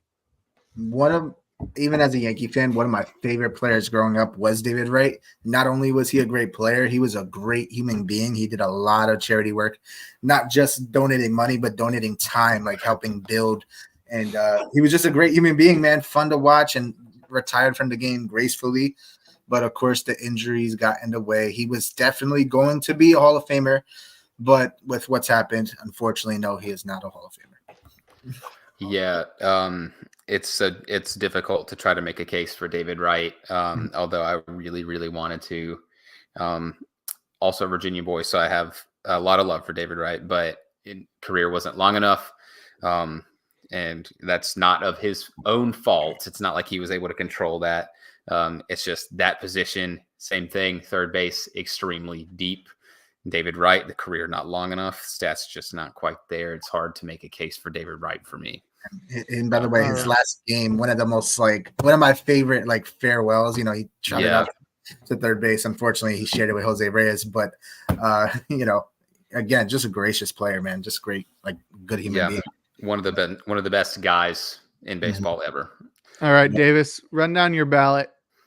So I had Bobby Abreu, Carlos Beltran, Adrian Beltre, Todd Helton, Andrew Jones, Joe Mauer, Alex Rodriguez, Gary Sheffield, Chase Utley, and Billy Wagner. I had an extremely stereotypical ballot, and I'm very cool with that. I think those are the guys for me that just scream Hall of Fame. There's a few I wish I could have voted for, but you can only vote for 10. So a few of them I just kind of had to leave out. Last year, the ballot was kind of difficult to get to 10. And this year, it's hard to leave it just at 10 for me. All right, Isaiah, let's hear it. Yep. So for me, of course, I got Carlos Beltran, Adrian Beltre, Todd Helton, Andrew Jones, Joe Mauer. And then we had, who was the last guy? I should have been writing it down. We had Francisco Rodriguez and Billy Wagner. All right. And then I had Bobby Abreu, Carlos Beltran, Adrian Beltre, Todd Helton, Andrew Jones, Joe Mauer, A-Rod, K-Rod, Gary Sheffield, and Billy Wagner, though I wish I could have included Chase Utley on there as well. But I think I think by the next time we record, we should have the final decisions there, and we'll be able to talk about the next members of the Baseball Hall of Fame. Yep, and I am super stoked for that. Hopefully we can finally see some of these guys that have just been kicking around for a long time get in, just because we've been talking about Billy Wagner forever. We've been talking about Todd Helton forever. It's just like, let these guys be in. Yeah, just bro. let them get in. Baseball's so weird with the Hall of Fame, dude. Like, if he's a Hall of Fame, let him in the Hall of Fame, bro. What are we waiting 10 years to get him in there for? The problem is there's just a lot of politics because it's voted on by the writers. So it's who the writers like or who was treated well or blah, blah, blah. And a lot of people are just imperfect, and that's how people work. And some of them have to be an asshole and make it about themselves and not make Adrian Beltre, who's an extremely deserving first ballot Hall of Famer, not a first ballot Hall of Famer just because they say that no one should do that. We don't live in 1955 anymore, where Joe DiMaggio was not getting in on the first ballot. This is I read why that was the case, and it was just like people voted too early because they thought he was going to retire during the war, and then once they said it was like 10 years, somebody voted before his 10 years was up, and then like his third time, once it was like official that it had been 10 years and that he was actually retired and blah blah blah, then he got in. So there was weird stuff going on when the Hall of Fame was first implemented. Yep. More on Chase Utley. Chase Utley has the fourth most seasons ever with 7 or more WAR in one season for second baseman. The only ones ahead of him are Nap Lajoie, Eddie Collins, and Rogers Hornsby. Those guys are all right around 100 WAR, and he's ahead of Sandberg, Jackie Robinson, and Joe Morgan. Wow. Yeah. Chase Utley's the GOAT. He should be in the Hall of Fame, and they should rename it after him. Shame on both of you guys. Yeah. All right. Do you want to bring in the closer? Yes. All right. Today we got Troy Percival. I'm wearing the Angels hat for the boy Troy. Troy Percival had a 14-year career from 1995 to 2009, during which he pitched for the California and Anaheim Angels, the Tigers, the Cardinals, and the Rays. He was drafted by the Angels in the 6th round of the 1990 draft and debuted in April of 1995 versus the Tigers at the age of 25. He tossed a perfect inning with no strikeouts and no walks. He had an impressive rookie campaign that landed him a permanent closer role with the Angels. He tied a career high with 74 innings pitched while producing a 1.95 ERA and a career best 0.85 whip. Along with his first 3 saves of his career, he finished 4th in AL Rookie of the Year award voting. It's an incredible first season in the majors. In his first year as the outright closer, he was one of the most dominant in baseball. He once again tied his career high with 74 innings pitched and set a career high with 100 strikeouts. He had a 2.31 ERA and 36 saves that year in 1996. He also earned his first All-Star appearance, and he became one of only 6 Angels pitchers to strike out at least 100 batters without starting a game. Percival wasn't as dominant over the next 3 seasons, 97 through 99, but he maintained the closer role nonetheless. 97, 3.46 ERA and 27 saves. 98, he had a 3.65 ERA and 42 saves, which is a career high. And he also earned his second All-Star appearance that year. And then in 99, he had a 3.79 ERA and 31 more saves. That earned him his third All-Star appearance. But as he turned 30, his career continued a downward trajectory, and it seemed as though the success he found in his 20s wouldn't carry over into the second half of his career. In 2000, he posted his worst ERA thus far at 4.50, but still managed 32 saves. However, he figured things out in 2001 and got back on track as one of the best closers in the game. He had a 2.65 ERA and 39 saves that year, earning him his fourth and final All-Star appearance. Despite not making the All-Star team the following year in 2002, it can be considered the best season of his career as he had a sub-2 ERA at 1.92 and amassed 40 saves. It earned him a 15th place voting in AL MVP award voting. And that year, he also won his first and only World Series title with the Angels. He went 7 for 7 in save opportunities in that postseason, which tied him for the record that still stands today. Percival closed out his career with the Angels with 2 more superb seasons, 2003, 3.47 ERA and 33 saves, and 2004, 2.90 ERA and another 33 saves. With his contract coming to a close, the Angels moved on from Percival and implemented Francisco Rodriguez as the closer, the boy. Percival signed with the Tigers for the 2005 campaign, but he pitched just 25 innings with a dismal 5.76 ERA and 8 saves before succumbing to a significant forearm injury that ended his season.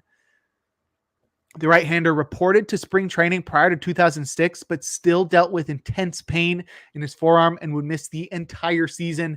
He became a coach for the Angels in the offseason, which signaled an end to his career. However, he determined that his arm had healed and attempted a comeback after nearly 2 full years without throwing in the majors. He signed with the Cardinals and joined the team in June of 2007. Sure enough, he was back to dominating hitters as he posted a career best 1.80 ERA. That performance earned him a 2-year deal with the Rays. He closed for them in 2008, but clearly wasn't at the same level he was prior to his injuries. He had a 4.53 ERA with 28 saves, and then he tossed just 11 1/3 innings in 2009 while saving the final 6 games of his career before landing on the IL for the final time of his career. And he retired following that 2009 season, which would wrap up a career in which he racked up 17 Baseball Reference WAR across 708 2/3 innings, while racking up 781 strikeouts, a 3.17 ERA, a 1.11 whip, and 358 saves, which is tied for 13th on the all-time saves leaderboard. Yeah, sounds like a guy that if had things gone better, at least a few more seasons, he could have potentially been in the Hall of Fame and on our ballot at some point. But that injury, the forearm injury, really torpedoed his career. Yep, it is a shame for Mr. Percival.